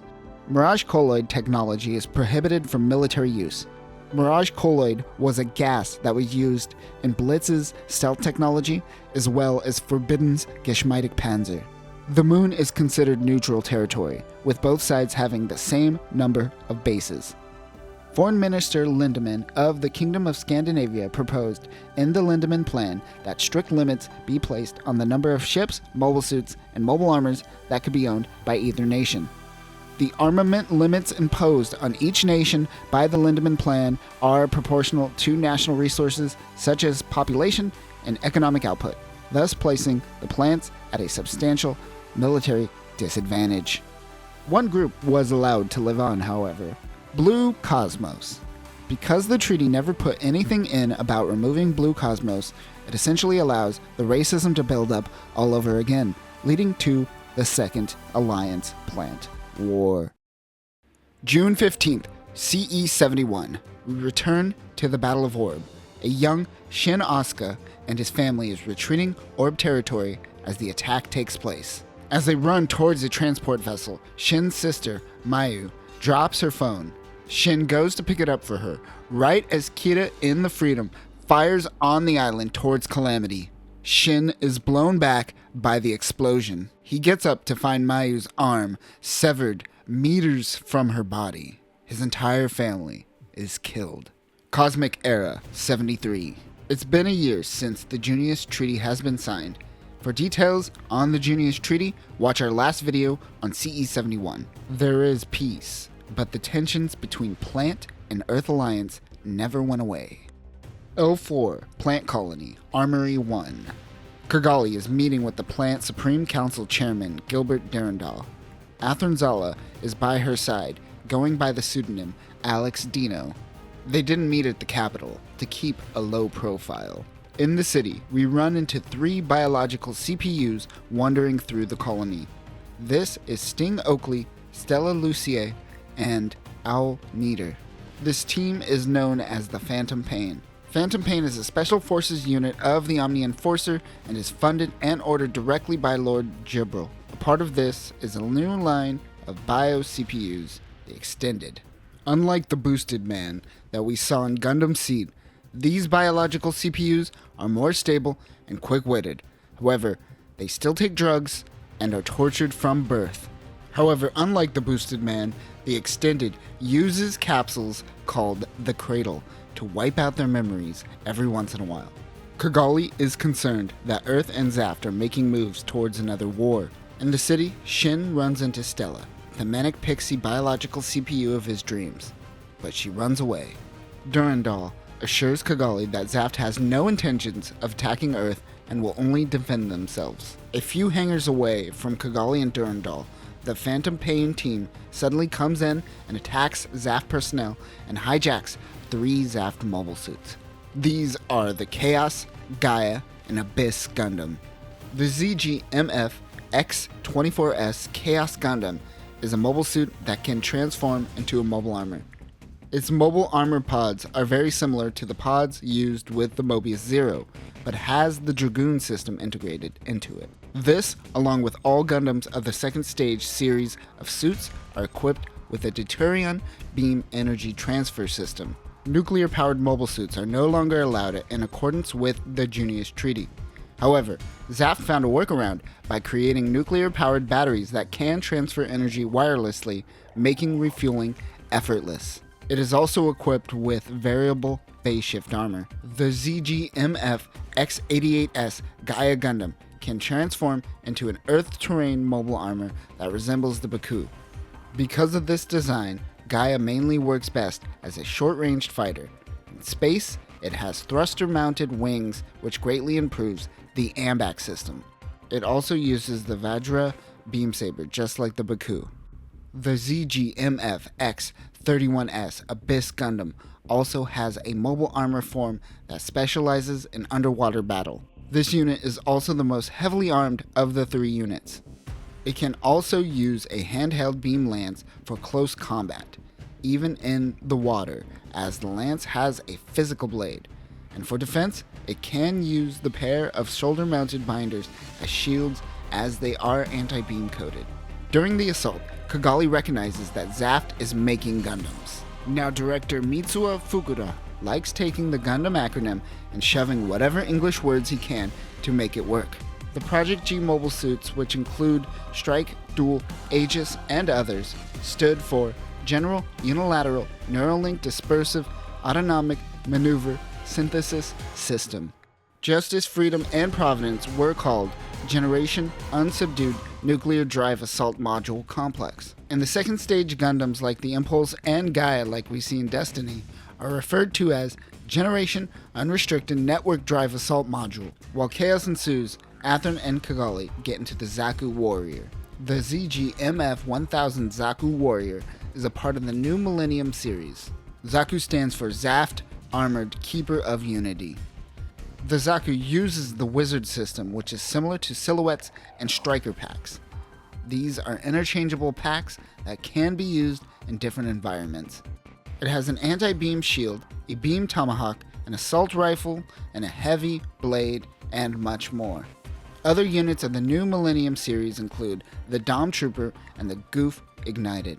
These are all clearly based on their UC counterparts. Stella starts attacking the Zaku. Meanwhile, on the Minerva, Shin gets into the Core Splendor and launch the modules of his mobile suit.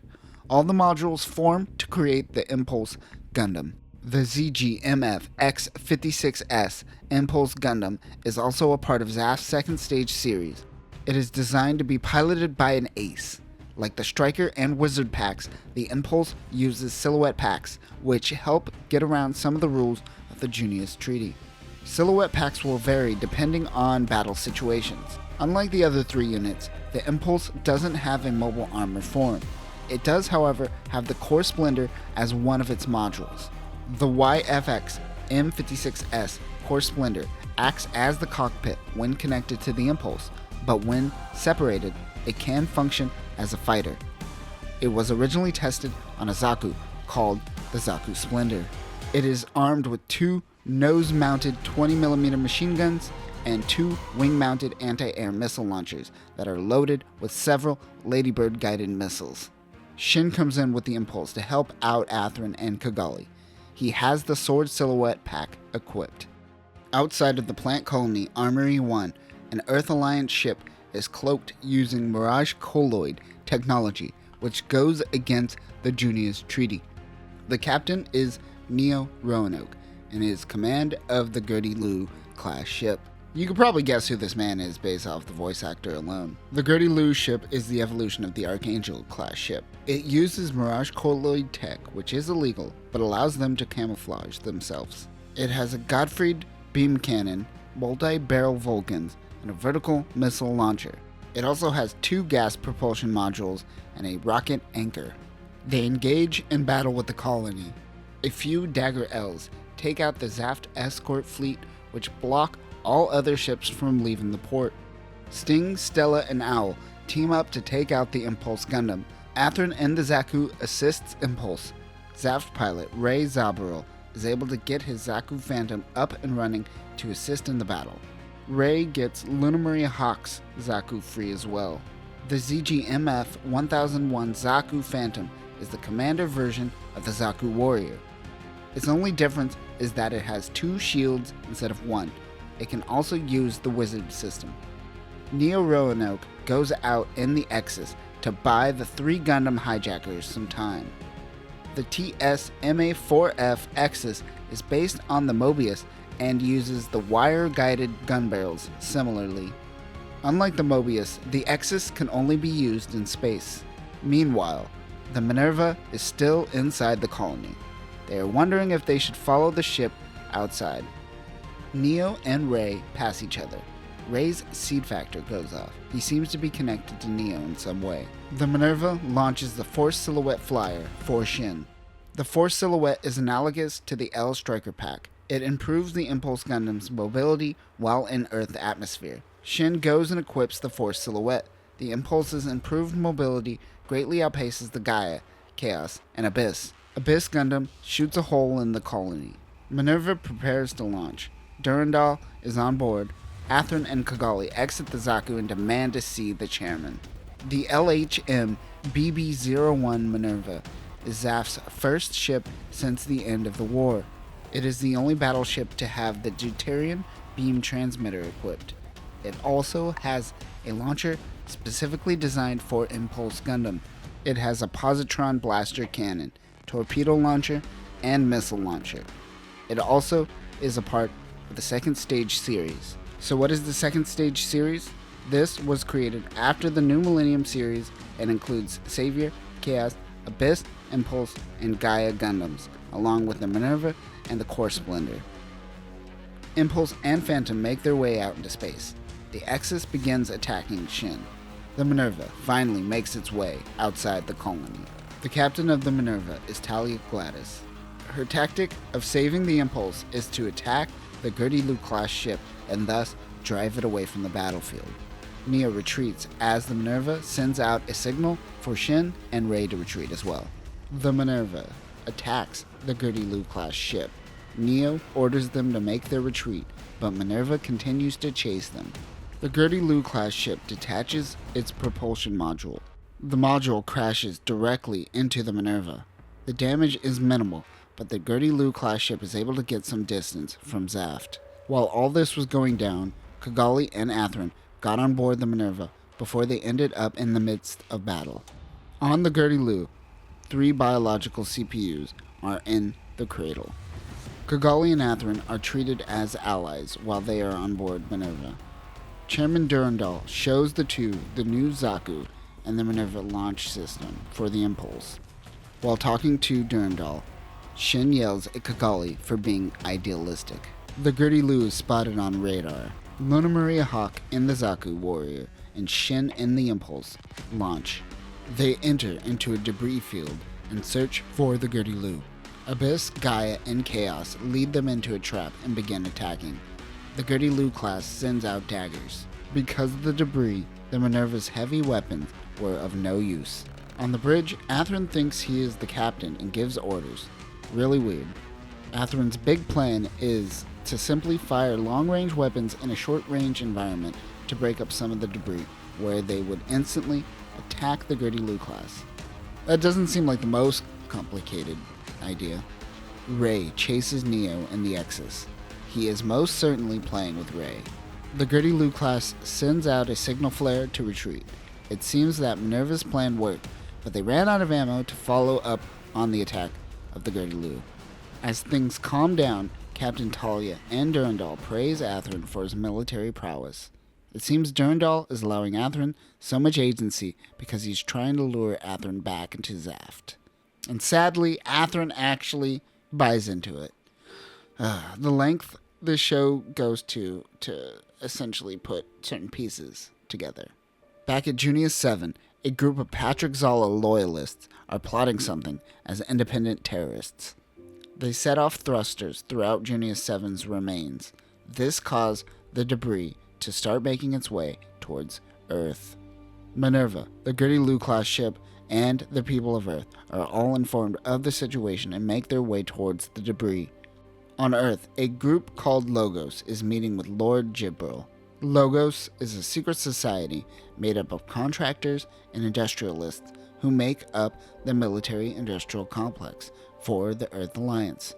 It seems that Logos holds most of the power, as Blue Cosmos and Phantom Pain actually seem to be subdivision of this secret organization. Durandal also mentions in the first episode that Blue Cosmos is a belief and not an organization. And to that I say, what? Then explain this man and now this man, who clearly are playing leadership roles. Anyways, it is clear that Lord Jibril is the leader of Logos and thus the new leader of Blue Cosmos. That's right, leader. They start making their plans and strategies on how to start a new war if Junior 7 debris hits Earth. By the looks of it, no one knows of the rogue terrorists, so this seems like a natural occurrence for Junior 7 and thus should be treated as a bipartisan issue. However, Lord Jibril finds a way to make it all about the naturals. Diarca and Izak are making their way towards Junior 7 as they have been assigned to break up the debris. Izak is in command while Diarca is now a regular recruit as he has been demoted. In Zaft, green is a regular recruit, black and white is squad leader, red is an elite recruit, and white is captain or commander.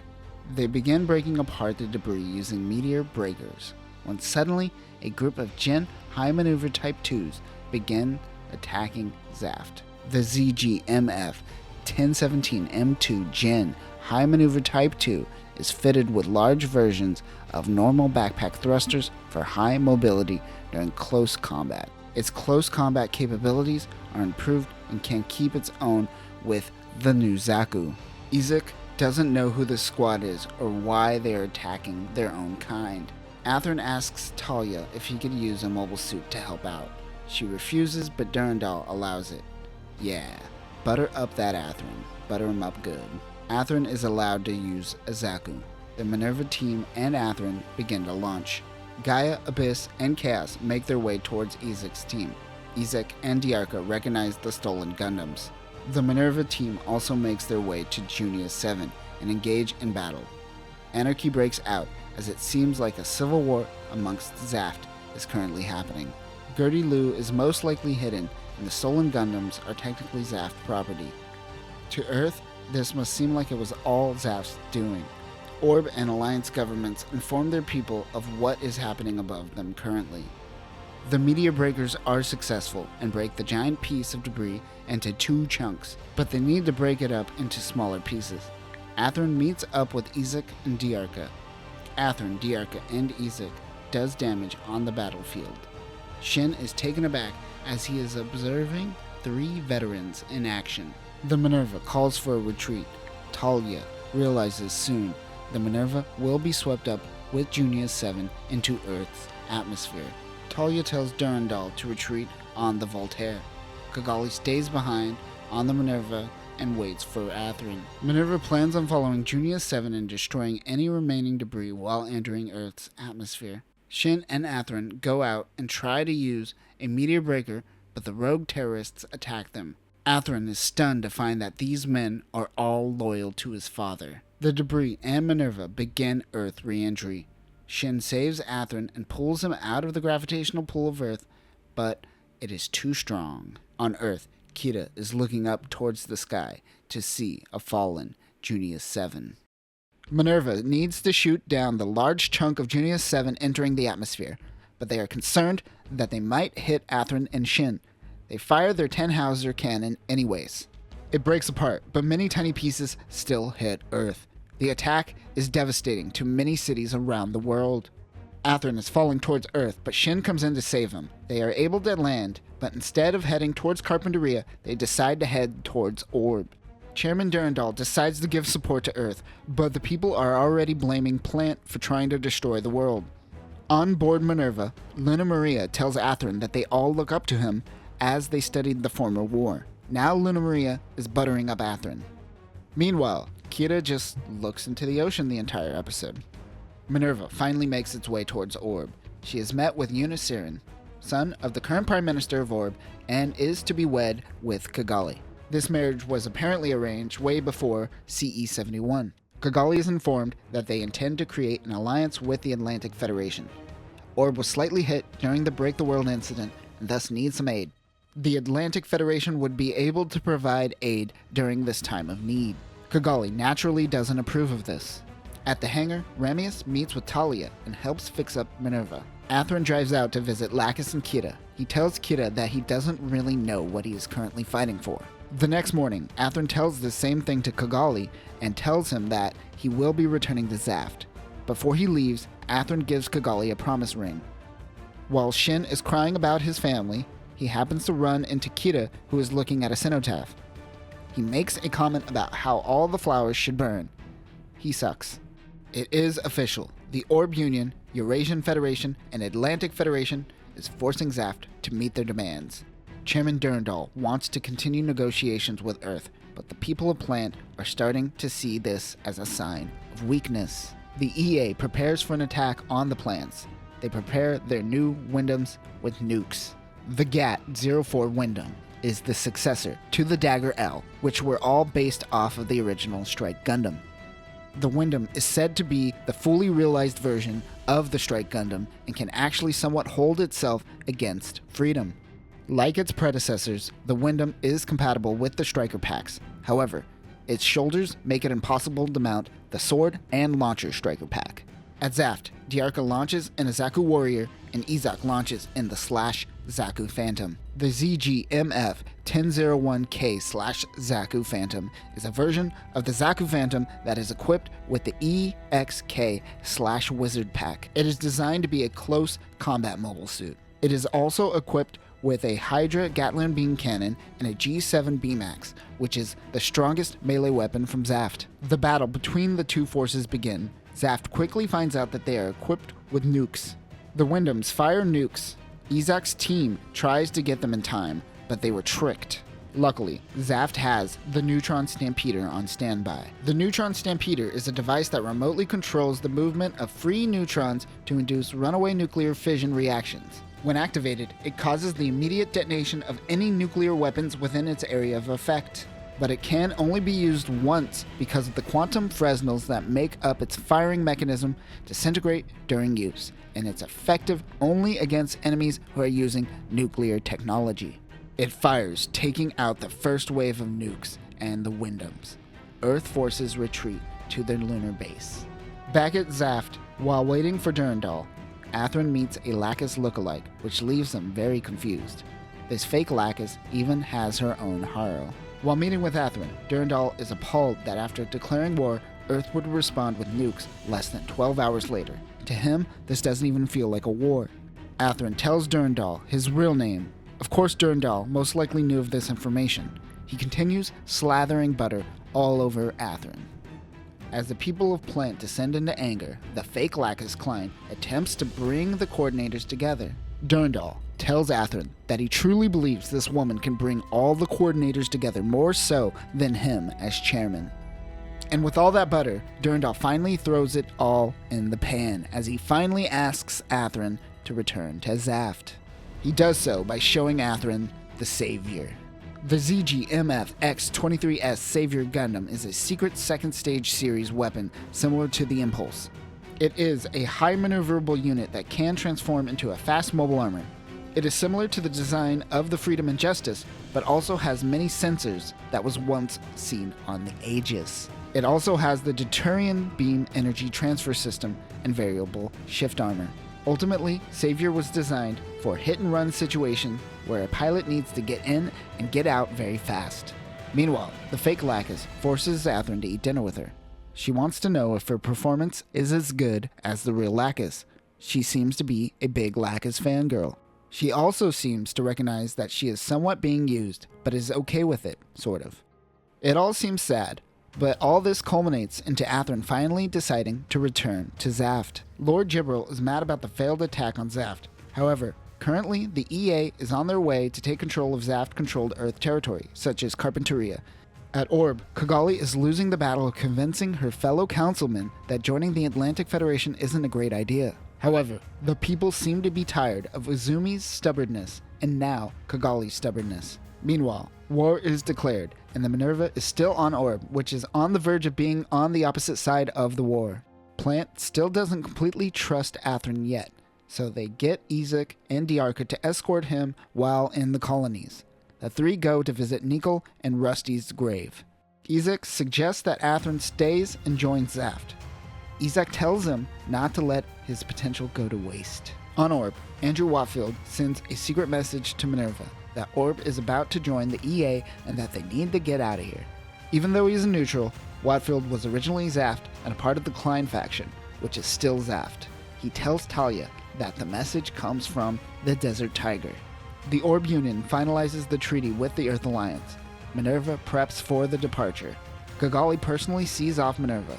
Yuna suggests they get married faster, so the people of Orb have something to unite over. Operation Spear of Twilight is in full effect by Zaft. As Earth plans an assault on Gibraltar and Carpinteria, Zaft plans to aid its Earth bases. Minerva leaves Orb territory only to suddenly be met with Earth forces waiting on the outskirts of what was once the neutral zone. Minerva is no longer welcome on Earth, it seems. The Minerva mobile suit team prepares to launch. Impulse launches with the Force silhouette. Shin will go out and support while Luna Maria and Rei guard on top of Minerva. Kira is also still having a staring contest with the ocean. I think he is losing. The EA flagship preps a new mobile armor for launch called the Zamzaza. The YMAF X6BD Zamzaza is the evolution of the MA2 Mobius, even though they look nothing alike. It is controlled by a crew of 3 members. It has Vulcans, multi-phase energy cannons, low-pressure guns, reflector shields, and oscillation crushers. Minerva activates its Turnhauser and fires on the mobile armor. However, the mobile armor is able to deflect the power of the Positron Blaster Cannon. Impulse Gundam and Zamzaza engage in battle. Even though Orb isn't officially a part of the EA yet, they send out forces to help EA against Minerva. Minerva is heading back towards Orb territory. Orb fires a few warning shots at the Zaft ship. The Zamzaza grabs a hold of the Impulse right as it loses power and powers off its variable shift armor. Impulse heads towards the ship. It fires the Deuterian beam energy transfer system at Impulse Gundam, and it instantly powers back up.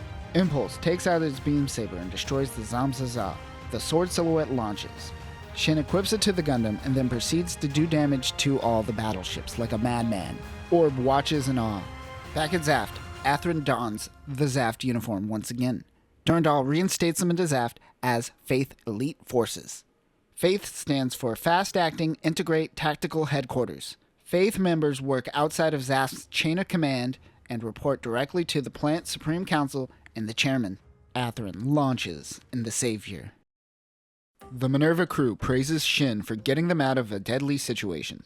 At Orb, Yuna decides to marry Kigali on the day of the signing of the treaty with the Earth Alliance. Watfield tells Ramius that it doesn't look like coordinators like him, Kira, and Lacus will be welcome on Earth anymore, and will probably have to move to the plants. Ramius just wants a place to die in peace. Later that night, a crew of mysterious mercenaries come to attack. Luckily, Pink Chan saves the day by waking everyone up. The mercs attack. Watfield has a robot arm now, which is neat. They get to a safe room and realize that this is a special ops squad of coordinators, and they were targeting Lacus specifically. Their team has failed to kill Lacus on foot, but it must be done. They all launch their Ashes. The UMF SSO-3 Ash is a new amphibious mobile suit. Unlike the Goons, which don't operate well outside of water, the Ash functions really well on land. It has a missile launcher, high-energy beam cannon, photo maser cannon, machine gun, and beam claw. They attack the house and start to make it towards the outer wall of the shelter. Kira decides that it is time to pilot the Freedom once again. He incapacitates most of the Ashes, but they all self-destruct to conceal their identity. Tori comes out of nowhere. Watfield is starting to question if moving back to Plant is a good idea. Kigali delivers a letter to Kira about her sudden wedding. Kira and the team decide that they need to go save Kigali. The Archangel crew once again preps for launch. Ramius tells Watfield that he should be captain, but he gives the role to Ramius, who mans the captain's chair on the Archangel once again. Freedom launches from the Archangel. The Orb military is informed of their movement. Suddenly, Freedom comes in and takes Kigali away. A few Murasamis come in and chase Kira. The MVF M11C Murasame is the predecessor to the Astray. It can function in both space and Earth, and its mobile armor mode is extremely fast. It can hold its own to mobile suits like Chaos Gundam. It has Vulcans, a beam saber, a beam cannon, the Ikazuchi beam rifle, air-to-air missiles, air-to-surface missiles, and a shield. There is a Murasame also on board the Archangel, which we will see Wattfield pilot. The Freedom takes out both units with relative ease. It returns to the Archangel, but it is surrounded by Orb forces. The Archangel heads underwater and avoids their forces. Orb should know about these upgrades, right? Kigali is angry that they made themselves criminals of Orb by capturing her. Kira gives Kigali her ring back that Atherin gave her. The Minerva crew is on shore leave in Carpinteria when Atherin makes his way on board in his new Savior Gundam. Everyone realizes that he is now a member of Faith and salutes him. Luna Maria informs Atherin of the situation happening at Orb. He is shocked to hear that Kigali is aligning herself with the Earth Alliance and that she is getting married.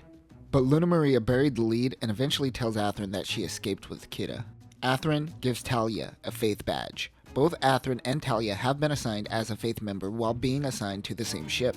Now remember, Faith members have authority outside of the normal chain of command, but having two Faith members at the same time on the same ship makes leadership a slippery slope.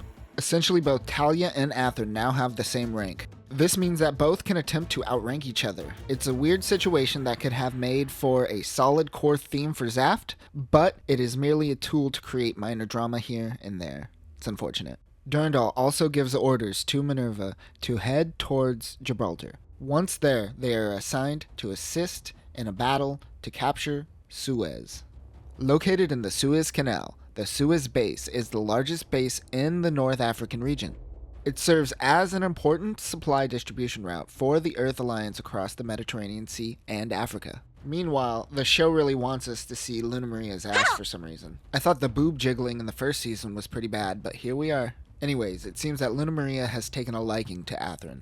At EA, the Phantom Pain team makes their way towards Gibraltar as well. Minerva makes its leave from Carpinteria, but Neo and his crew are waiting for them on the outskirts of their base. Shin is interrupted reading a magazine about High and Mighty Color. At the EA Indian Ocean Frontline Ocean Base, that's a mouthful, all forces head out to Suez, including the Phantom Pain. All except Stella because her Gaia Gundam can't swim or fly. Gaia is to remain and defend the base. Neo also heads out in the Wyndham. Talia sends out the Minerva mobile suits, with Atherin taking command. They attack Phantom Pain, along with 30 Wyndhams. Shin is going out too far and getting attacked. Luna Maria and Rey begin to launch as they chase Abyss underwater. A Zaft Vazgulav sub is assisting Minerva as well. They launch Goons, which if you remember from Seed, is Zaft's underwater line of mobile suits before the Ash. Abyss destroys one of the Goons. Shin goes in too deep, attacking Neo. Meanwhile, Gaia gets impatient and chases Shin in the shallow part of the water. She is able to get an attack on Impulse Gundam. Shin engages in battle even though Atherin tells him to pull back. Gaia attacks the Gundam, leaving the base unguarded. Shin sees refugees trying to flee. After Zaft finds the base, Neo tells the Phantom Pain team to retreat. But Owl in the Abyss wants to prove himself. He destroys the allied Zaft Vazgulav sub. Shin goes mad and begins destroying the base. He lets the refugees free. Back at Zaft, Atherin slaps Shin for disobeying orders. This is a loss for Minerva. The Archangel are picking up on Zaft broadcasts to find that the fake Lacus is the focus of their media. Since this is all over Zaft media, it is certainly that Durandal knows of the situation and might be involved himself. Minerva is on its way towards Mahamel base. They meet with the commander of the base. They realize that EA needs to attack Suez in order to break through and attack Gibraltar. But it seems there is some resistance with the Eurasian forces. Zaft must use this opportunity to seize the gate in the Suez ravine, where there happens to be a power source. However, it is protected by a positron cannon. There also happens to be a mobile armor with a positron deflector shield. Minerva must clear a path for the rest of Zaft forces to make their way towards Gibraltar. Shin and Atherin run into one another. Athrun reminds Shin how much of a bitch he is. The Minerva team meet in the briefing room. They are to take out the positron cannon that is protecting the power supply. They are working with Connell and some resistant forces during this mission. Athrun assigns Shin to handle the mobile armor protecting the power source. They prep for launch. Shin and the Impulse will fly through the pitch black ravine as the core splendor is the only thing small enough to make it through. Athrun, Ray, and Shin launch. They have Lesseps class ships assisting them. The Minerva fires the Tannhauser, but the mobile armor deflects the attack. The YMAG X7F Gelsgi is the second largest mobile armor used in this war. Just like the Zamzaza, this mobile suit is piloted with a crew of 3. Its special weapon is the positron reflector shield. Unlike its predecessors, the Zamzaza, the Gelsgi shield emitters are all forward-facing, effectively reducing the time to deploy the shield without needing to reposition the mobile armor's whole body. Shin sneaks in from the back to get the upper hand on the EA. The long range is descending underground, but Shin uses a dagger L and throws it into the hole, destroying the cannon and its power source. As Zaf destroys the cannon, the refugees instantly turn on the Alliance. And I mean really turn on the Alliance. Athrun congratulates Shin on succeeding. Athrun is somewhat worried that Shin is enjoying the victory a little too much.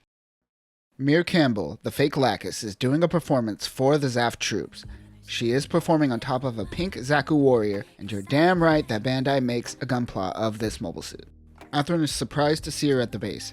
Everyone seems to notice that Lacus' performance is a little off. No one knows that this isn't the real Lacus. The Phantom Pain team is wandering around the Black Sea base spying again. It seems Ray and Durandal meet for the first time in ages as they have a strong relationship. Also, look at this. Shin sucks so much that he can't even shake hands properly. Man, Shin sucks. They all have a meal while Durandal discusses his true intentions for getting involved in this war. He discusses how to stop war and the cycle of hate, but then he mentions, what if their true intentions isn't war, but to keep profits coming in? This is where Durandal explains that this war is fighting the military-industrial complex that keeps war going. For the Earth Alliance, that means Logos and Blue Cosmos. The next morning, the Minerva team meet with Hein Westenfluss. Hein is a member of Faith and an ace pilot in his own right. During the First Alliance Plant War, he was assigned to the Hawkins team and was at the Battle of Yakin. Hein tells the team that he is assigned to the Minerva, and he doesn't really understand why, as Athrun and the team seem competent without him. This seems to be Durandal's doing. The team is on shore leave. Shin goes out and stares at waves when he runs into Stella dancing. She accidentally falls off of the bluffs. Shin jumps in to save her. I appreciate that Shin forces her to go buoyant instead of swimming and saving the day. Movies love to show people saving people from the water. Do not do this in real life, people. They are eventually able to get up on shore, where they do the whole "we are wet so we are taking off our clothes" as a metaphor for vulnerability cliche. Athrun comes to save Shin and Stella. The Phantom Pain team yells out for Stella. Both Shin and Athrun head back up the cliff to meet up with her compatriots. They drop her off, but Athrun remembers them being at L4 Plant Armory 1 during the attack. They go their separate ways. Athrun seems to ignore this for now. I'm glad everyone had the day off, but what's happening back out in space?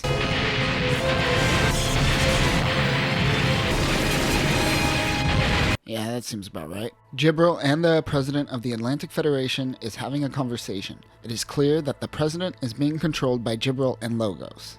Their initial battle strategy for war seems to be failing, but because Orb has an impressive military presence, they want the Orb Union to fight at the Black Sea. On board the Gerdilu, the team is trying to get Stella to go to sleep in the cradle, but she doesn't want to give up the handkerchief that Shin gave her. Remember that the cradle wipes out the biological CPU's memories so they are more stable. Remember, EFF doesn't see these biological CPUs as human. It seems she doesn't want to forget about Shin. Neo wonders if he would be better without any memories. He and the group of scientists ponder on how perhaps the biological CPUs are living a more purposeful and efficient life than those with memories. Wow, this actually is a great moment about if one's experience in life is a burden or a blessing. I think if the show lets this idea breathe a little bit, it could really be... Oh, we're done? We're done? We're moving on? Hein gets situated on board Minerva, while Orb heads towards their Black Sea base with the Takamikazuchi. Back at Neo's ship, he is informed of the current Orb Union team heading towards the Black Sea, and they must assist Orb. Stella wakes up and has no memories of where the handkerchief came from. She leaves it behind. The Minerva Team Faith members are being briefed on the current situation. Talia also tells Athrun that the Orb military will be present during the battle. Athrun makes one of those anime gaspy noises. You know what I'm talking about. Yeah, that's it. While prepping for launch, Athrun calls Shin a bitch again, but this time he understands where he is coming from and empathizes with him. The Minerva rushes towards Orb Fleet. They lock onto the flagship vessel with their Tannhauser cannon. Right before the cannon goes off, a beam saber takes out the Tannhauser. From above, our Lord and Savior. No, not that Savior. Yeah, that Savior. Our Lord and Savior has returned, Jesus Yamato. The fire control system was offline when the Tannhauser was destroyed on Minerva. They work to get things operational again and land in the water in the time being. The Archangel makes its way on the battlefield. Kigali launches from the Archangel in their Strike Rouge Otori. The Strike Rouge Otori is the mobile suit that we've seen in the original Seed series, but with the Otori Striker Pack. Otori Striker's flight system is a vast improvement as it is capable of powered flight in the atmosphere compared to the L Striker Pack. The pack is equipped with a beam saber, railgun, large anti-ship sword, missile launcher, and several ring-mounted missiles. This is a new unit for me as this is my first run through with the HD Remastered Edition. I believe in its original run, it was simply an L Striker pack attached to the Rouge. She sends a message to Orb Fleet begging to withdraw from battle. Unit denies knowing Kigali, which leads his own fleet to question his very little authority he has. The Orb Fleet fires on the Archangel. Luckily, Kira does his thing and eliminates all surface-to-air missiles. The Phantom Pain team launches along with Hein on the Minerva. He launches in his Goof Ignited. The ZGMF 2000 Goof Ignited stands for Guardian of Unity Forerunner. The Goof lost the bid at ZAF to the Zaku for the mass-produced mobile suit of choice. However, the performance was so good that when ZAF shifted its focus to Earth-based warfare, they decided to produce the Goof. It does not utilize the wizard system like the Zaku, and it uses a standard flight pack. It is equipped with a Slayer Whip heat rod, a shield beam gun, beam sword, and a 500mm recoilless rifle. While Orb engage in battle with the Archangel, the Minerva team go after the Phantom Pain team. Kira does damage control. Kigali retreats as Watfield joins the battle in his Murasame. Kira focuses his attention onto Zaft. He takes out Shin's arm. Hein and Stella are fighting when Kira intervenes and takes out Hein's arm. Hein goes in to attack Kira, but Stella goes in to attack both Hein and Kira. She uses her beam saber to take out Hein. That was too quick for either the viewer like me or Athrun to care about his death, but Athrun will use this as fuel to be mad at Kira. The Archangel and Minerva retreat for now. Back on Minerva, Athrun wants to go on his own mission to figure out why the Archangel and Freedom handled this situation the way they did. As a Faith member, Talia can't forbid him to go, but gives her blessing anyways. Athrun happens to run into Midiadia or Midi Ha, a former Archangel crew member. Athrun asks her to try to connect them with the Archangel crew somehow so Athrun can talk to them. One day, I might make a video about how the Archangel has a Japanese onsen on board, but for now, I'm going to ignore it. They did a barrel roll in the first season. How does the water stay? Nope, I'm ignoring it. The Archangel receives a cryptic message from Midi in regards to meeting with Athrun. Of course, Kira and Kigali decide to go by themselves. Meanwhile, it seems that Luna Maria is spying on Athrun. Shin and Rei are assigned a mission by Talia to go out and investigate a possible nearby outpost that they received intel on. Kigali, Midi, Kira, and Athrun meet at a random location. Kira tells Athrun that Lacus was almost assassinated by coordinators. Athrun still wants to fight with Zaft regardless of the possibility that Durandal might be up to something. Shin and Rei make it to an unknown outpost and search the building on foot. They stumble onto a lab. When Rei sees it, he has a panic attack. Athrun still wants to fight with Zaft regardless of the possibility that Durandal might be up to something. This is horrible. Athrun, you are being dumb right now. Back at the outpost, the entire Minerva team goes to investigate and is horrified by what they find. This seems to be the lab where they created biological CPUs. Horrendous experimentations, along with a survival of the fittest mindset, leads to a very focused and efficient soldier, but at a cost. Al is having a little freak out when he finds out that Zaft is at the base where they were tested on. He keeps crying out to Mother and wonders if Mother is dead. This triggers Stella's trigger word. These are conditional words that helps keep the biological CPU in check, but when used too much can cause abnormal effects. Stella's word is death, Al's is mother, and Sting is dream. Triggering the word death somehow helps Stella retain the memories of Shin. She goes out in Gaia Gundam while everyone is distracted by Al's panic attack. Minerva picks up on Gaia. Shin and Athrun go out and attack. Shin uses his beam saber to make a convenient slash right through the cockpit. It is there that Shin realizes that the pilot and thief of Gaia Gundam is Stella.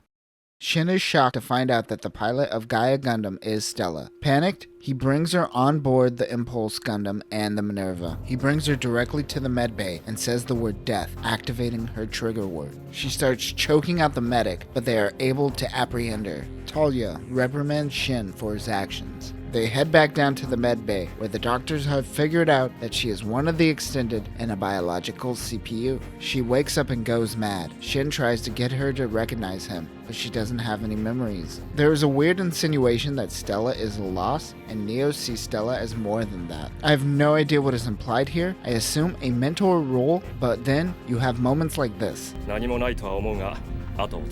So who knows? Anyways, Stella wakes up and eventually remembers Shin. Watfield sees that tomorrow will be the last day to see Mir Campbell, the fake Lacus, live on Earth before the end of her tour. Watfield and Lacus use this as an opportunity to sneak back onto the plants. They go out pretending to be the fake Lacus and steal her shuttle. But Mir shows up and claims the other Lacus is the fake. The shuttle takes off, but Zaft Base sends out mobile suits to take out the shuttle. Luckily, Kira in the Freedom comes in and incapacitates the units. Lacus promises to return to Kira as she goes into space.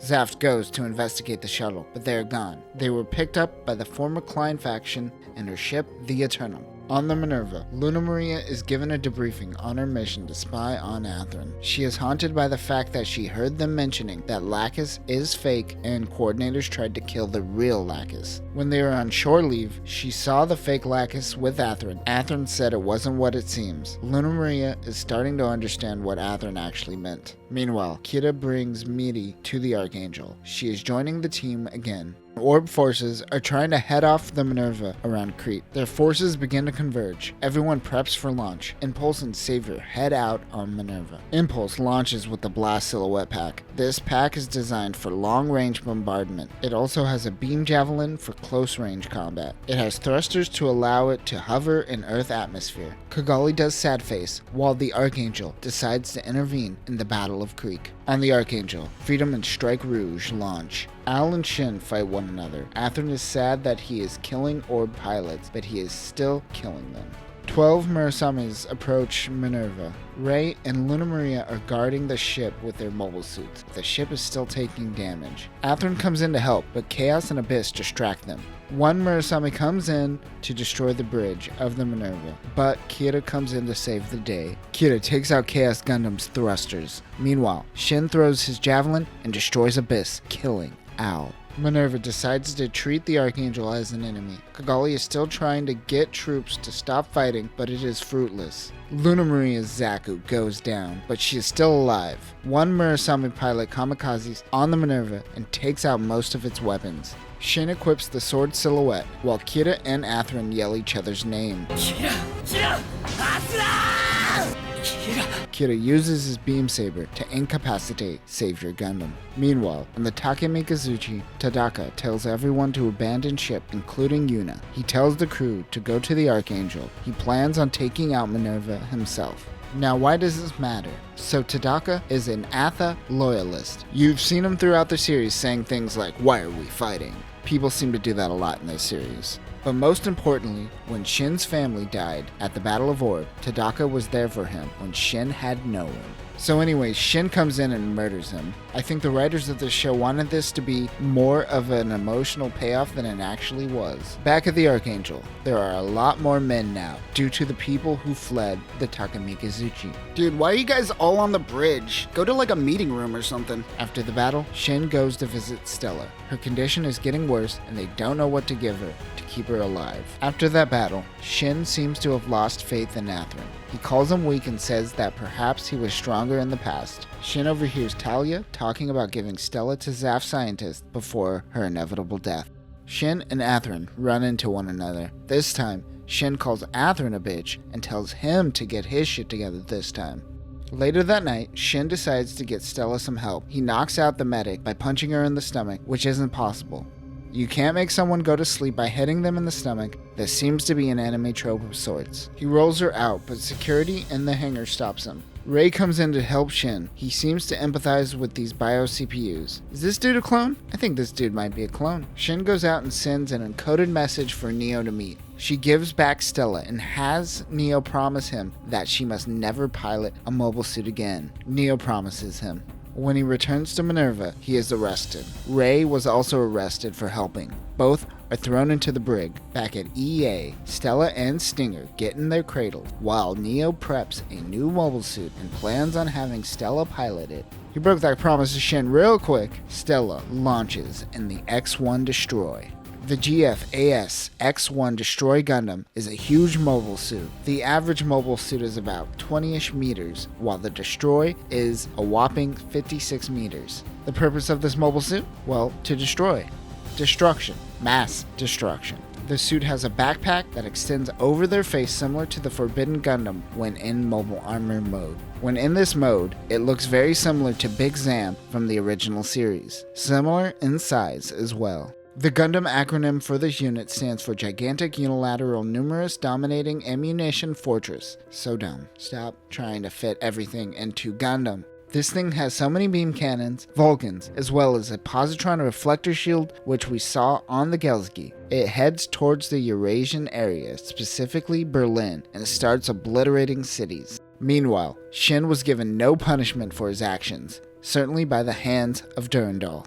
The Archangel gets data on this mobile suit. Kida decides to head out to battle. Freedom engages with the giant Destroy Gundam. Kogali and some Murasame pilots launch. They take care of Chaos Gundam while Kida focuses on Destroy. Minerva is sent to the battlefield. Luna Maria and Athrun's mobile suits are still extremely damaged. Only Shin goes out. Shin starts attacking Destroy, but Neo in his Windom comes in and tells Shin that Stella is piloting the Destroy. Kida takes out Neo's flight system. He crashes, but he survives. The Murasame team takes out Chaos Gundam. All of Stella's teammates are down. Neo told her that if anything goes wrong, to kill everything. She goes berserk. Shin is able to calm her down for a moment, but once she sees Freedom, she begins to panic and charges her mini beam cannons. Kida says "F this" and handles business. He uses his beam saber to take down Destroy Gundam, killing Stella. The Archangel crew find Neo passed out without his mask on. It just so happens to be Mu LaFlaga. Gasp! I didn't see that one coming. Shin gives Stella a somewhat proper burial. He is upset with himself that he couldn't protect her. Shin engages with a simulation of the Freedom based off the data that it collected. Athrun seems to be confused about what side of the war he signed up for. Shin and Ray try to remind him. Shin is on a mission to get revenge on Freedom for the death of Stella. Meanwhile, back on the Archangel, they find out that the man known as Neo has the exact same DNA as Mu LaFlaga. Remius is struggling to be around the prisoner. Chairman Durandal broadcasts a message to the world. He shows the world of the devastating actions that the Alliance caused in Eurasia and how the people of Eurasia now see the Alliance as a monster. They also show footage of the Battle of Berlin. The footage has been edited to erase Freedom and the Archangel from existence on the battlefield. Durandal allows Mir Campbell, the fake Lacus, to give a speech to boost the morale of the people. Durandal ends his speech by doxing all of the members of Logos. He says that Zaf's true intentions are to prevent Logos from perpetuating war over and over again. The Archangel is unsure still of what Durandal's true intentions are. They decide that they need to return to Orb, but Zaft is on their trail. They plan for Operation Angel Down to finally take care of Archangel. Kida launches and protects the Archangel while they are being attacked by a Compton-class ship. The Compton-class ship is the upgraded version of the Lesseps-class ship. Unlike the Lesseps, the Compton uses caterpillar trails. It has a triple cannon, a twin cannon, a rotary gun, and a missile launcher. Most of these ships were deployed on the Eurasian front and were destroyed by the destroyed Gundam in the Battle of Berlin.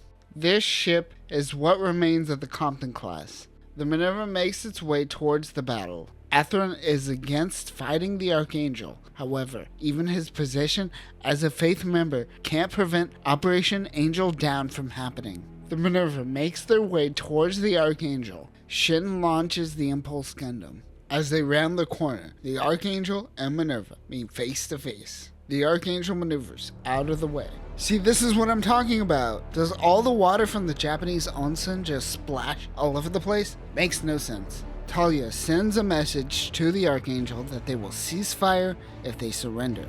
However, Ramius declines their offer. During their decline, Talia realizes that the captain is the person who helped fix their ship when at Orb. Freedom is being distracted by Shin and can't help out the Archangel. Kira doesn't aim at cockpits. Shin uses this to his opportunity. Minerva sends out another force silhouette while using the current silhouette to attack Freedom. Shin is getting the upper hand. Minerva sends out the sword silhouette. Shin uses his sword and impales Freedom. It goes down in flames. Meanwhile, Minerva uses its Tannhauser and takes down the Archangel. Atherin watches this all go down. The Archangel detaches from a part of its own hull and detonates it, making it seem like they blew up. Meanwhile, Kigali in the Strike Rouge goes out and picks up the remains of Kira's cockpit. Everyone congratulates Shin on his victory. Shin and Atherin get in a fight. Rei stands up for Shin and calls Atherin a bitch this time. Everyone visits Kira in the medbay. They wonder what they will do with Neo Laflaga. Minerva makes its way back to Gibraltar. Shin and Atherin meet with Durandal.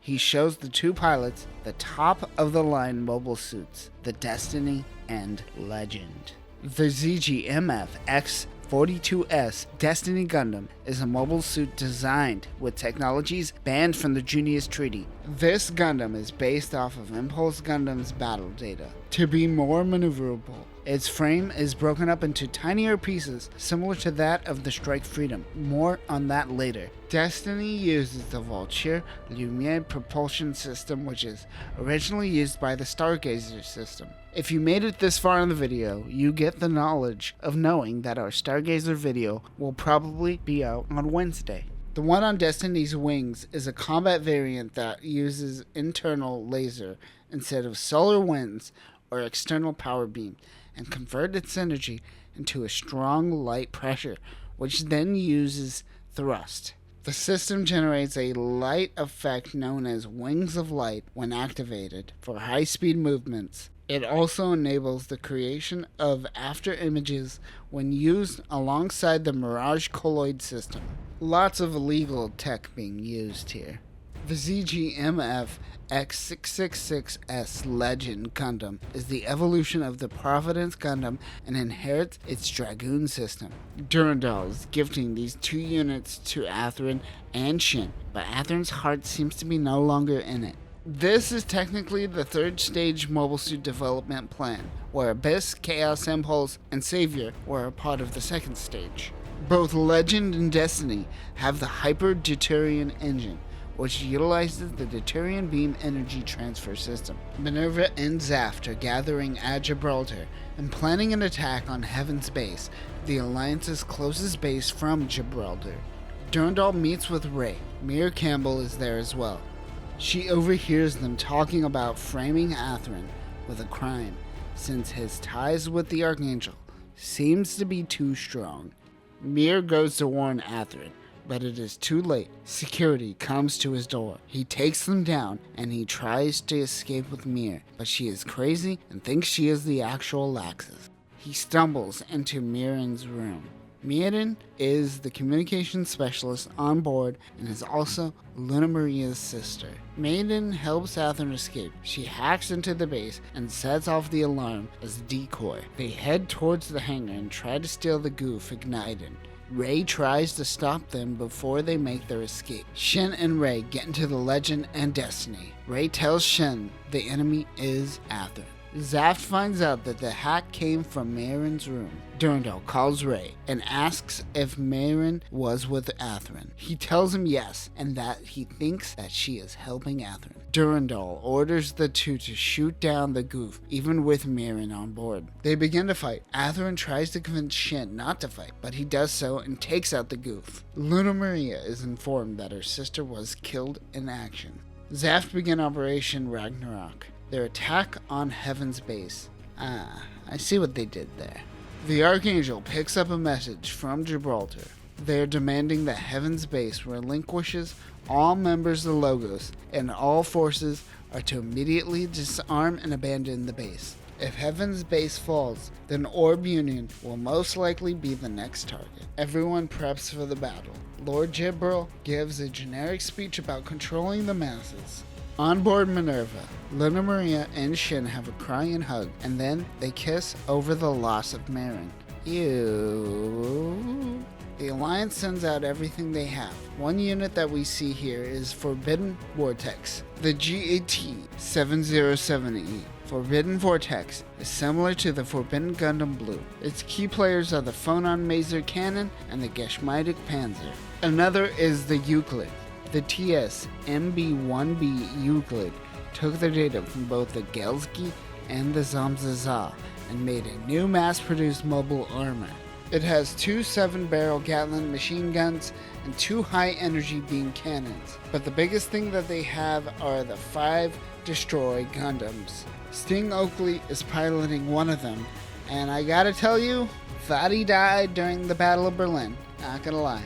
The battle begins. The destroy Gundams do a lot of damage, and fast. Zaft starts deploying units from space. They descend onto the battlefield. Meanwhile, the Alliance whips out their secret weapon, the Nibelung anti-air cannon. The Alliance was able to take out any attack from above quite swiftly. The Minerva finally launches their mobile suits. Luna Maria is now the pilot of the Impulse Gundam. Athrun is of course alive and on board the Archangel. Maiden survived as well. He is too weak to move. Shin, in Destiny, activates his seed factor and does damage to the destroys and the Wyndhams that are currently attacking. Destiny destroys one of the destroys. This time, I think that Sting is dead. You never know though. One by one, the destroys go down. Zaft has the upper hand and gains control of the base. Lord Gibril decides to bail, deserting all of the other Logos members. Da Costa is exploring the abandoned Mendel colony. They think that they finally understand Durandal's true intentions. While the Archangel is getting fixed, Kida feels powerless currently. And this brings up a good point. Who is Kida without the mobile suit? He never really did have a Spider-Man moment, did he? Kigali makes sure she hits her one note in the series while comforting Athrun. In space, Lacus and the Klein faction run into some notes regarding the Destiny plan, but they are spotted by a recon Jin. They decide to take off since they have been spotted. They will try to send the data that they got on the Destiny plan to Kida on Earth. The Eternal is equipped with the Dom Trooper. The ZGMF XX09T Dom Trooper is piloted by the Klein faction and created by them along with Terminal. If you were wondering how does Lacus create all these mobile suits, it's all thanks to Terminal. The Dom Trooper also can use the Wizard system just like the Zaku. It mainly uses the Easy Wizard, which we will see used here, where they are equipped with an additional thruster and an enhanced beam saber. Athrun spaces out and yells at Kida that Lacus is the key like he is Lois Lane in the Zack Snyder film. Kida borrows the Strike Rouge with the attached Strike Booster to get it up into space. Watfield launches in the Gaia Gundam. This is the same Gaia Gundam that we seen Stella pilot originally. Kida in the Strike makes his appearance. He ejects from the booster and relies on the Otori, but he launches the Otori pack right towards some Zakus. Watfield tells Kida to go to the Eternal and get his new suit. He docks and meets with Lacus. She takes him to the hangar and gives him the Strike Freedom. The ZGMF X-20A Strike Freedom Gundam is of course more ridiculous than the original Freedom, but is also equipped with the Dragoon system. The Dragoon system integrates with the multi-lock-on system. Remember, the Dragoon system is the cosmic era equivalent of funnels. Like Destiny, it also has the Vulture linear propulsion system and an in-jammer canceller. The Hyper Deuterium engine is a hybrid between the Deuterium engine and nuclear power. It also has variable phase shift armor and can use the Meteor units. Kira launches in the Strike Freedom and handles business. He's able to disable 3 Nazca-class ships and a series of Zaku's and Goose. Durandal promotes Shin and Rei to Faith members. Talia is mad at Durandal for the way that he handled the situation with Athrun and Marin. Zaft finds out that Jibril is actually hiding out in Orb. Specifically, the Seirin family is harboring him. Meanwhile, Unisaiden sends a message saying that they don't have them. Great move, dude. Great move. Zaft, of course, attacks Orb. They also attack the Seirin estate. Kigali wants to launch in the Skygrasper, but Colonel Kisaka and Etika tell her to go with him.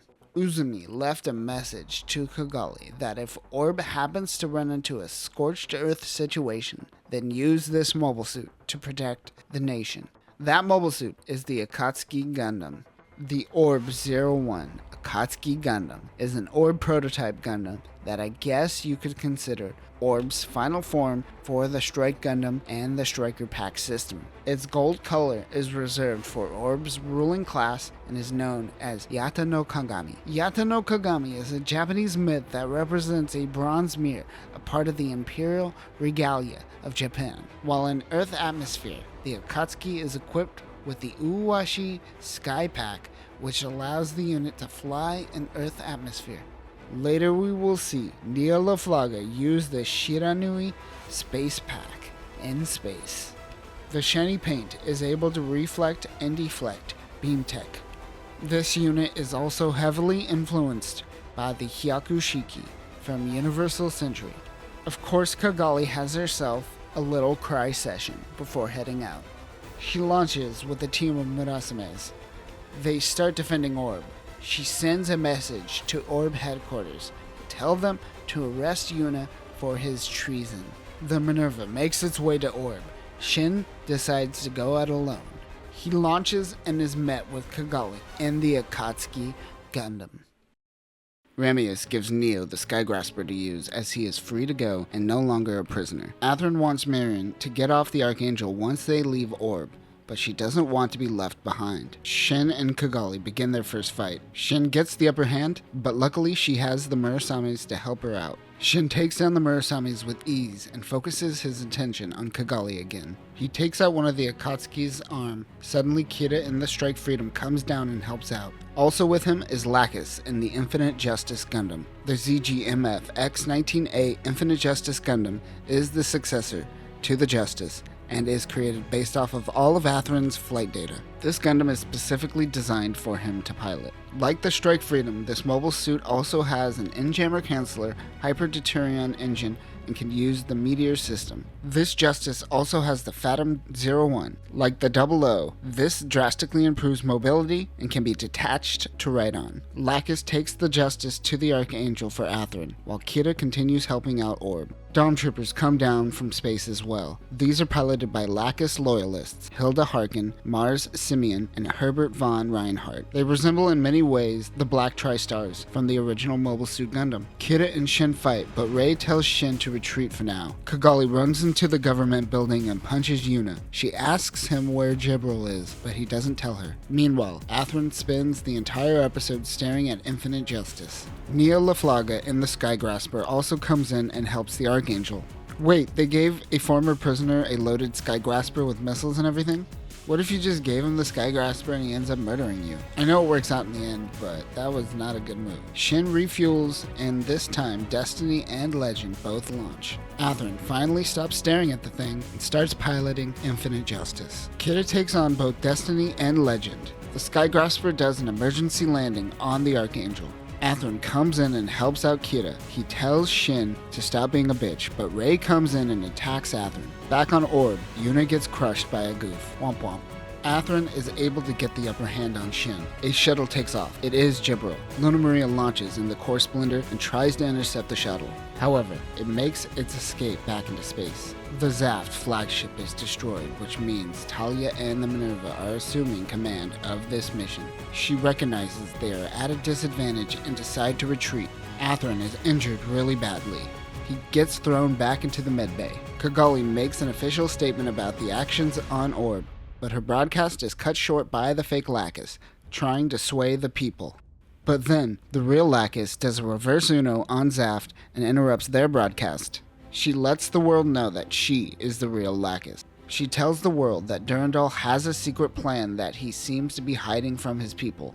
Durandal tells Mir that she should probably keep a low profile. The Minerva is ordered to head towards the moon. Jibril plans on using the Requiem, a giant space laser on the moon. He plans on taking out Aprilius I, Zaft's capital. Rey doesn't believe anything that Orb has to say and brushes it off as propaganda. Rey then tells Luna Maria that Athrun was piloting the red mobile suit and that he is alive. She wonders if Marin is also alive. Durandal heads towards Messiah, a Zaft mobile fortress. Izak and Diarca go out to investigate. They run into some Wyndhams near some colony bits. The Requiem fires. It uses the colony bits, which curve the beam and aim it towards the plants. It takes out plants such as Januarius, but misses the capital. Jibril plans on a second attack on the plants. The Minerva makes their way towards the Alliance moonbase. The Minerva team launches along with Izak and Diarca. The Alliance launches destroy Gundams, but Shin is able to take them out relatively easy now.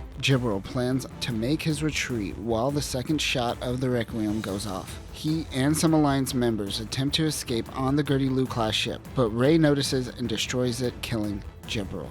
Luna Maria is able to take down the lunar base. The Archangel plans on making its way out to the lunar city, Copernicus, but Kigali will not be joining them. She salutes them as they make their way towards space. The Archangel makes its way to the lunar city.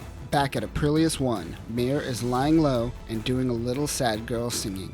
Meanwhile, it's time for a little shopping montage. Mir's Haro gives them a note saying that Mir needs help. It is an obvious trap, but they still need to go help her. They go to meet with her at her compound. She claims to be the real Lacus and pulls a gun on them, but Athrun shoots the gun out of her hand. That happens a lot in this show. There should be people missing more fingers. Lacus gives a speech to Mir, but snipers try to shoot her. They get to cover and begin a shootout. They are able to take out most of the mercs. Mu comes in to help them out. They make their escape, but Mir sees that one of the mercs is still alive and about to shoot Lacus. She saves Lacus, but is shot in the process. They take out the remaining merc.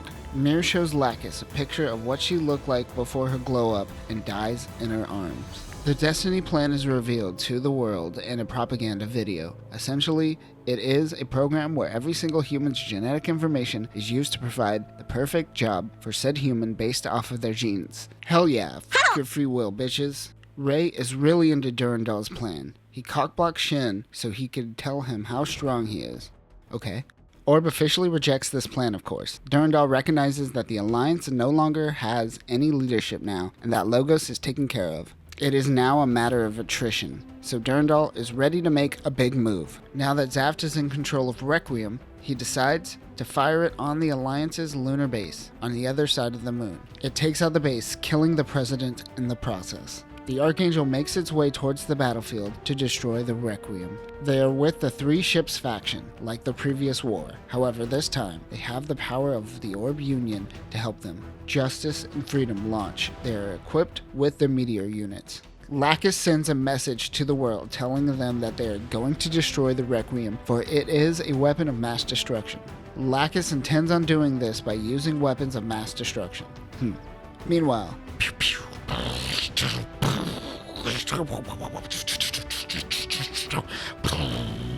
Shin and Rey meet Durandal. Shin is finally having a little bit of self-doubt. He reflects on when Rey told him that he was a clone. Unlike Raoul Le Creuset, who wanted to destroy the world for being a clone, Rey seems to be content with what he is. Neo La Flaga launches in the Akatsuki. The Dom Troopers launch as well. Luna Maria launches from Minerva. Isaac and Diarca heads towards the battlefield. The Minerva fires its Tannhauser at the Archangel, but Mu is able to deflect it, similar to how he saved the ship from the Dominion 2 years ago. Station 1, one of the colony bits that curves the Requiem, is destroyed. The asteroid-based Messiah makes its way towards the moon and fires Neogenesis. It takes out big chunks of the fleet. Legend and Destiny launch from the Messiah.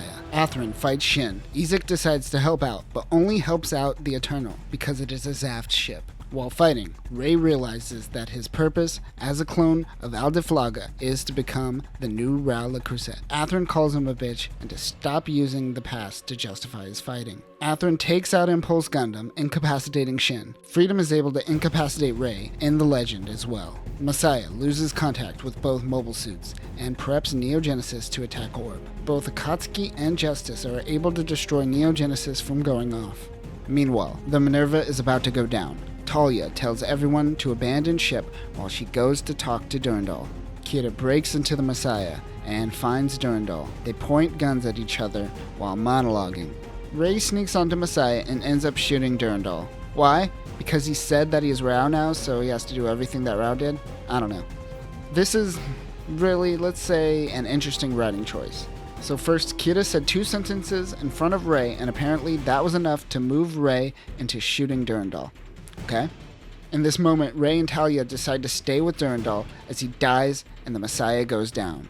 Now, it is insinuated that throughout the whole series that Talia and Durandal have had a relationship on and off in the past. Talia also mentions that she has a son as well, but she chooses to stay with Durandal instead of, try to get back to her son. Doesn't seem very motherly. And I'm not going to touch the weird mother role she is taking with Rey in these final moments as well. But if I had to guess, Talia referred to Durandal and herself as Rey's parents because she knew he was a clone, and that would probably be something that he would want to hear before he dies. If that is true, that is a very nice sentiment that she should probably be using on her actual child. This is some pretty bad writing. Kira and Atherin make their escape from the Messiah. Lacus sends a message to all remaining Zaft forces recommending that they all cease fire. Meanwhile, on the moon, look at this loser.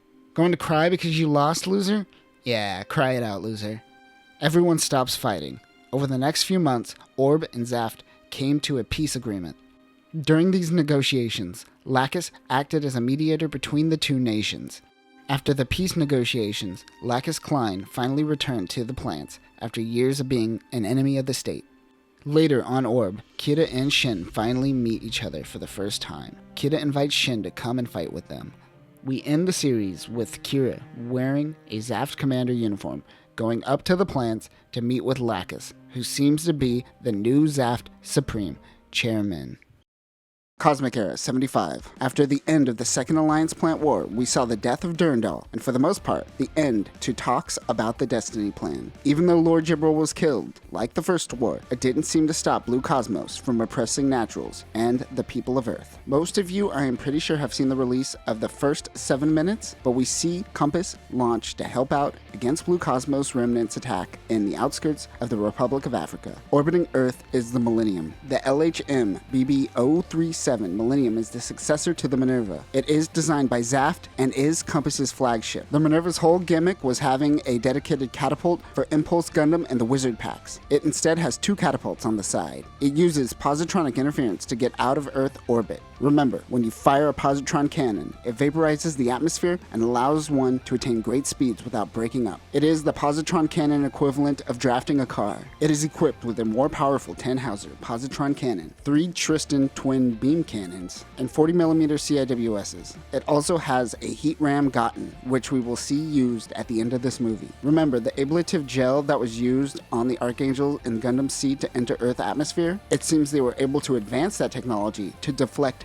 beam attacks. Its final weapon is the 2-barrel guided cannon Corwinal. This is essentially 2 mobile armor-sized wired gun barrels, which is really cool visually, but the more you think about it, you start to realize how these should be used instead of mobile suits. A bunch of pilots are about to be out of a job in a year or two. The captain of the Millennium is Alex Conaway, played by Hochu Otsuka, who played Yazan in Zeta and Double Zeta, but more importantly, Jiraiya in Naruto. Compass is a peace organization led by Lacus Klein. We know that before forming Compass, she was also a part of Zaf's Supreme Council as well. Led by Commodore Jesus, Shin, Luna, and Agnes launch. The ZG-MF 2025F Gelgoog Menace is a mass-produced mobile suit that is the successor to the Zaku Warrior. It is equipped with an enhanced beam rifle which is more powerful than the Zaku Warrior's rifle. Lunar Maria will have a special sniper version of this weapon as well. It also has a 6-tube guided missile launcher, a linear cannon, a prototype railgun, a beam shield, and a beam halberd. This system uses wizard packs. This unit will be piloted by Luna, Hilda, Mars, and Herbert von Reinhardt. The ZG-MF 2027A Gyan Strom is the successor to the Goof Ignited and isn't out in production for Zaft yet. Compass, and specifically Agnes, is currently testing this unit. It is equipped with an enhanced beam rifle, a rotary beam machine gun, and a heat rod. It also has a beam saber, a 6-tube missile launcher, and a self-propelled shield, and a beam axe. Agnes and Hilda will pilot the Gyan. Both the Gyan and the Gelgoog could use the Bolelo backpack system. The STS-808 Immortal Justice takes all the battle data from the previous Justice Gundams, as well as integrates the convertible frame from Orb's Murasame. It has a 360-degree cockpit and is equipped with a high-energy beam rifle, a beam-cutting leg, a beam boomerang, a high-energy beam cannon, and a shield boomerang. It has variable phase shift armor, a mobile armor mode, and the Skydart lifter system, which is like the old Fathom 00 subflight system, but it is also built directly into Justice. The STTS-909 Rising Freedom Gundam, like Justice, uses the convertible frame seen on the Murasame. Unlike the other version of the Freedom, this Gundam is battery powered. It is equipped with a CAWS, a beam saber, a Viper 3 railgun, and a high energy beam rifle. It is also equipped with the Invictus beam shield, a composite armed shield, and a shield boomerang. Freedom also has the high map mode that gives this unit some benefits of the mobile armor mode while in mobile suit mode. They descend down to Earth and take care of business. After the battle, Kira and the team meet up with Ramius and the Archangel crew. A small Eurasian territory known as Foundation has gained autonomy within the region and is looking to seek recognition from Compass and the plants. Lacus meets with the Zaf Supreme Council to discuss meeting with them. Meanwhile, our first major introduction to Agnes is her just being a dick to Shin and talking shit. It is clear from the beginning that there is animosity between her and the team. The Compass team heads down to Earth to meet with Foundation. Both the Archangel and the Millennium head to the Eurasian territory. They are met with Foundation member Orphe Lam Tao. Instantly, Kira senses that something is a little off, while Orphe and Lacus have a new type-like conversation. In the capital, they meet with their leader, Queen Aura. They want to work together on an operation to take out the leader of Blue Cosmos remnants, Michael, or Mikkel? I think it's Mikkel. They go and find members of Foundation's Black Knight team. They all make fun of Kira, and Shin stands up for him and challenges the Black Knight member, Shura. Shin is defeated with ease, however. Later that night, they have a gala where Orphe tries to get up inside Lacus's pink chan, if you know what I mean. Vagina. I'm talking about the vagina. Kira is insecure and Orphe calls him trash. Gundam Seed and its melodrama never change. Compass and Foundation head out to take care of Blue Cosmos. The Black Knights are using the ROA. The NOG M4F RUD ROA is a bespoke mobile suit designed by Zaft. They really should have committed and called it the Red Row. This unit's specialty is the Femto armor. This is the evolution of the phase shift armor. It doesn't require a battery pack, making this relatively permanent. This is just the Cosmic Era's version of the I-Field, which allows you to tank everything. It is equipped with a high energy beam rifle, a heavy blade, a shield, a beam mantle, which is their beam capes that utilizes Mirage Colloid tech. What is also unique to the Black Knights is that they can remote control gens and dens. 2 units were created for this. The ZG-MF 1017Q Gen R and the AMF 101Q4 Den R. There isn't really any information about these 2 units, but I assume they are no different than a gen or a den that we've seen in the past, just with remote control capabilities. They are led by Shura and the Shiva. The NOG M1A1 Black Knight Squad Shiva is equipped with an anti-armor blade, a shield, a beam saber, a beam sword, a needle projection system, which is certainly the most brutal Cosmic Era weapon so far. Of course, this unit also has the Femto armor and the beam mantle. They go in and attack Blue Cosmos. Kira senses that Mikkel is nearby. He goes in and chases, but he goes behind the demarcation line and is now in Eurasian Federation territory. This doesn't look good for Foundation that is trying to seek independence and demand that Lacus do something about Kira. She allows Compass and the Black Knights to take down Kira. Of course, they are playing into the hands of Foundation, which we will talk about soon. The Black Knights now have the go-ahead to attack Kira. Shin doesn't know what is going on, but he is being distracted. All hell breaks loose and Compass and Foundation begin fighting one another. While this is going on, the Eurasian Federation decides to go full scorched earth and sends in the nukes. None of the Compass members have the upper hand. It is as if Black Knights can read their minds. Kira is taken out by Shiva's needle projection. Shin is also taken out, while Agnes, manifesting her best Requa impression, decides to betray Compass. This is supposed to be her big betrayal moment, but she's the only one that's actually following orders. Mu in the Murasame Kai goes down. There isn't too much info about this unit, and its overall design is similar to the original Murasame, so we could assume that it is a similar mobile suit with iterative upgrades. After 5 years of active service for multiple armies across multiple wars, the Archangel goes down.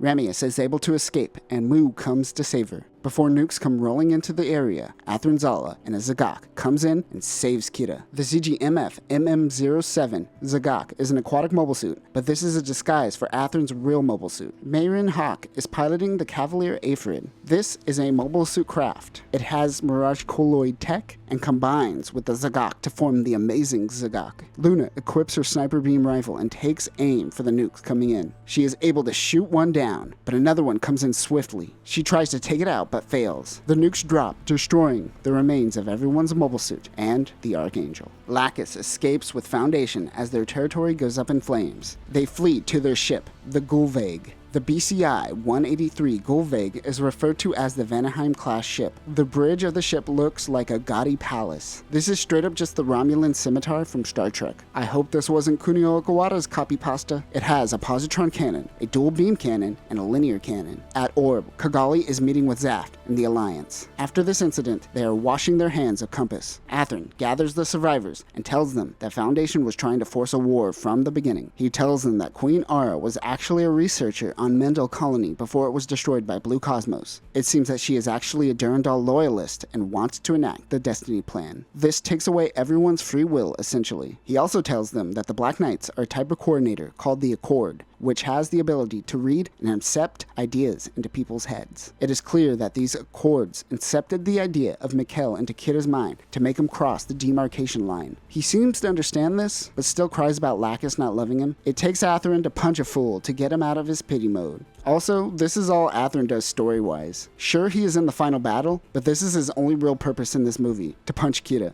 and I'm all for it. The remaining Compass members go to Orb and steal their Spect mobile suits. They also go to steal the Millennium, but Kanoi was totally expecting this. He allows Ramius to be the captain since she has more experience being a pirate. Back with Foundation, we learn that Queen Aura was actually a part of either the same or similar Ultimate Coordinator program that Kira was a part of. She tells Lacus that she is an Ultimate Coordinator and Aura was a creator as a researcher. Foundation also seems to have rebuilt Requiem. Like Atherin said, they declare war on everyone. They fire Requiem over Russia, vaporizing many civilians. And they really go all out on the vaporization animation. It's quite brutal. Lacus is starting to realize she is a prisoner. Orphe tries again to get all up inside her Pink-chan, but she shuts him down. During all of this, we find out that Ingrid seems to have feelings for Orphe. Because they could read minds, Foundation knows that Orb more or less allowed Compass to take the Millennium, so they decide to fire on Orb next. While this is going on, Zaft decides to send out a fleet to handle the situation, but a rogue Zaft commander, Hari Kaganath, works for Foundation to overthrow the Plant Supreme Council. While this is happening, the Eternal Crew once again launches as pirates. Along with them is Izak, Diarca, and his team, who are mainly focused on the Zaft coup. The ZGMF-103 HD Lightning Buster Gundam is a gutted version of its former self. A nuclear reactor has been retrofitted into the unit and its cockpit is upgraded to the Zaku Warrior cockpit. It is equipped with a beam cannon, a beam gun, and a 6-tube missile pod. The ZGMF-1027M Dual Blitz Gundam is retrofitted just like the Lightning Buster. It is equipped with a CAWS, a beam saber, and a piercer lock Gelpner, which is a grappling claw. It is also equipped with a railgun, a lancer dart, a 57mm beam rifle, and a grenade launcher. Both of these units can now equip the meteor units, making them on the level of a battleship. They go and handle the rogue Zaft commander. The Millennium Crew launches its new mobile suits. The ZGMF-56E2 Alpha Force Impulse Spec 2 is the upgraded Force Impulse Gundam piloted by Luna Maria. It was modified by Etika Simmons of Morgenrot and no longer needs the Minerva catapult and can launch fully transformed. The two new silhouette packs are the Sword Spec 2 and the Blast Spec 2. The Sword Impulse's phase shift armor turns red, and the Blast Impulse has a gray-greenish color. The Blast Impulse uses the Kerberos High Energy Long Range Beam Cannon. This unit also has the Deuterium Energy Transfer System. The ZG-MFA 42S2 Destiny Gundam Spec 2 is piloted by Shin and has a more powerful phase shift armor. This beast of a unit has both Armure Lumiere and Mirage Colloid tech. It can now be equipped with the Zeus Silhouette Pack. This separates into parts and combined with Destiny and has a lot of firepower. However, this will not be used by Destiny, but rather Mu and the Akatsuki Gundam will end up using this with some kind of makeshift hardpoint because I believe it uses striker hardpoints. The ZG-MF X-19-1M2 Infinite Justice Gundam Type 2 is Atherin's mobile suit that was hiding in the Zagak. This is an improved version of the Infinite Justice, which means at the beginning of this movie, Shin and Atherin were both using models of the Justice at the same time. Its main improvement is the 4-wing sub-flight lifter with improved firepower, including additional beam saber emitters and missile launchers. The ZG-MFA 262 Beam Strike Freedom Gundam Type 2 is still a beast of a mobile suit with variable phase shift armor, an in-jammer canceller, a hyper Deuterium engine, Voiture Lumiere, and full burst mode. Its Dragoon system will be replaced to make this unit even more powerful. This is just a quick overview of these units. I'm sure we'll return to these again one day. Foundation has taken over Artemis, which we've seen in Seed and Astray. How did they get a hold of it? Shut up. Everyone engages in battle, with the exception of Mei Lin, who is in the amazing Zagak. She uses Mirage Colloid tech to sneak through the umbrella of Artemis, just like Blitz Gundam did in the original Seed.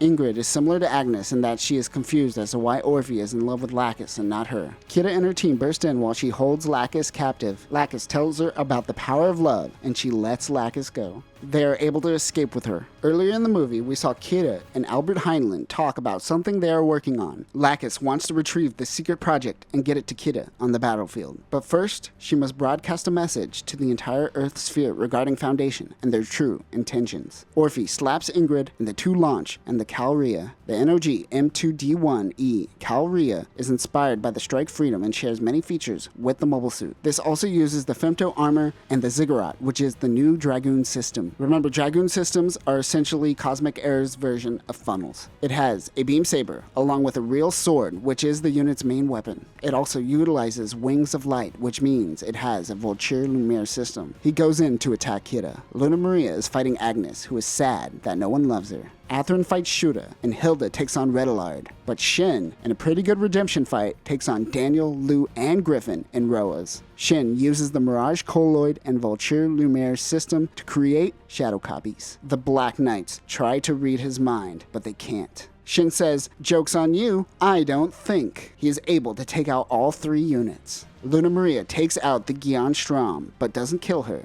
Shuda reads Atherin's thoughts and sees a naked Kigali. Nice. This distracts Shuda, allowing Atherin to kill him. Hilda is also able to take out Redalard. Meanwhile, Lacus comes in with the MDE 262S Proud Defender. Honestly, who cares about the technical specs at this point? This tool turns Jesus Yamato from the Son of God into God himself. She meets up with Kida to form the Mighty Strike Freedom. The ZG-MFA 262 PDP Mighty Strike Freedom Gundam uses nanoparticle technology to turn it into a god of a unit. You think Freedom was already overpowered? This solidifies how overpowered everything is in the Cosmic Era. Its convergent Hyperion Beam Cannon Disruptor is able to destroy the Black Knight's Femto armor. It is also equipped with the Futsunomitama, which is a katana originally designed for Akatsuki. Other weapons include a high-energy beam rifle, a railgun, a beam saber, a beam shield, and a multi-phase cannon. And of course, it has an in-jammer canceller. Lacus is able to use the multi-lock-on system with just the movement of her hand and is exponentially more powerful than anything seen before. The two work together to take on Orphe and Ingrid. The power of love wins, and they are able to kill the remaining 2 Black Knights. Ramius, using the Millennium's Heat Rod, rams Foundation's flagship, killing Queen Aura. Foundation has been taken out. Izak and Diarca stabilizes the plants and brings peace to the coordinators. Lacus and Kida quickly heads back to Earth, finds the closest beach, strips naked, and stares out in the ocean. The two finally kiss.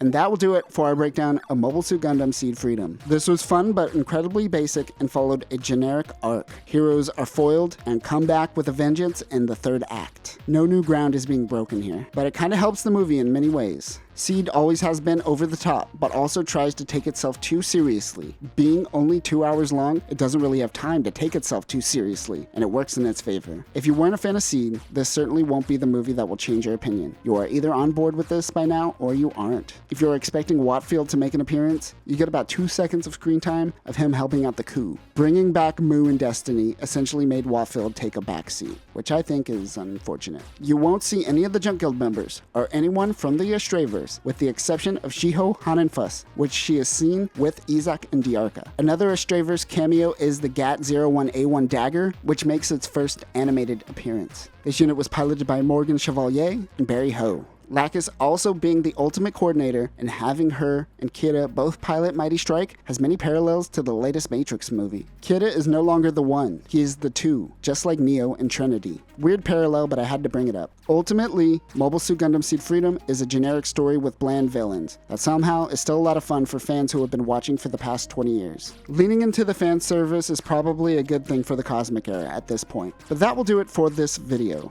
Did you go to see the North American release of the movie? If you did end up seeing the movie, let me know in the comments what your favorite scene was, and let me know if you saw the movie dubbed or subbed. That will do it for now, coordinators. Remember, the power of love always wins.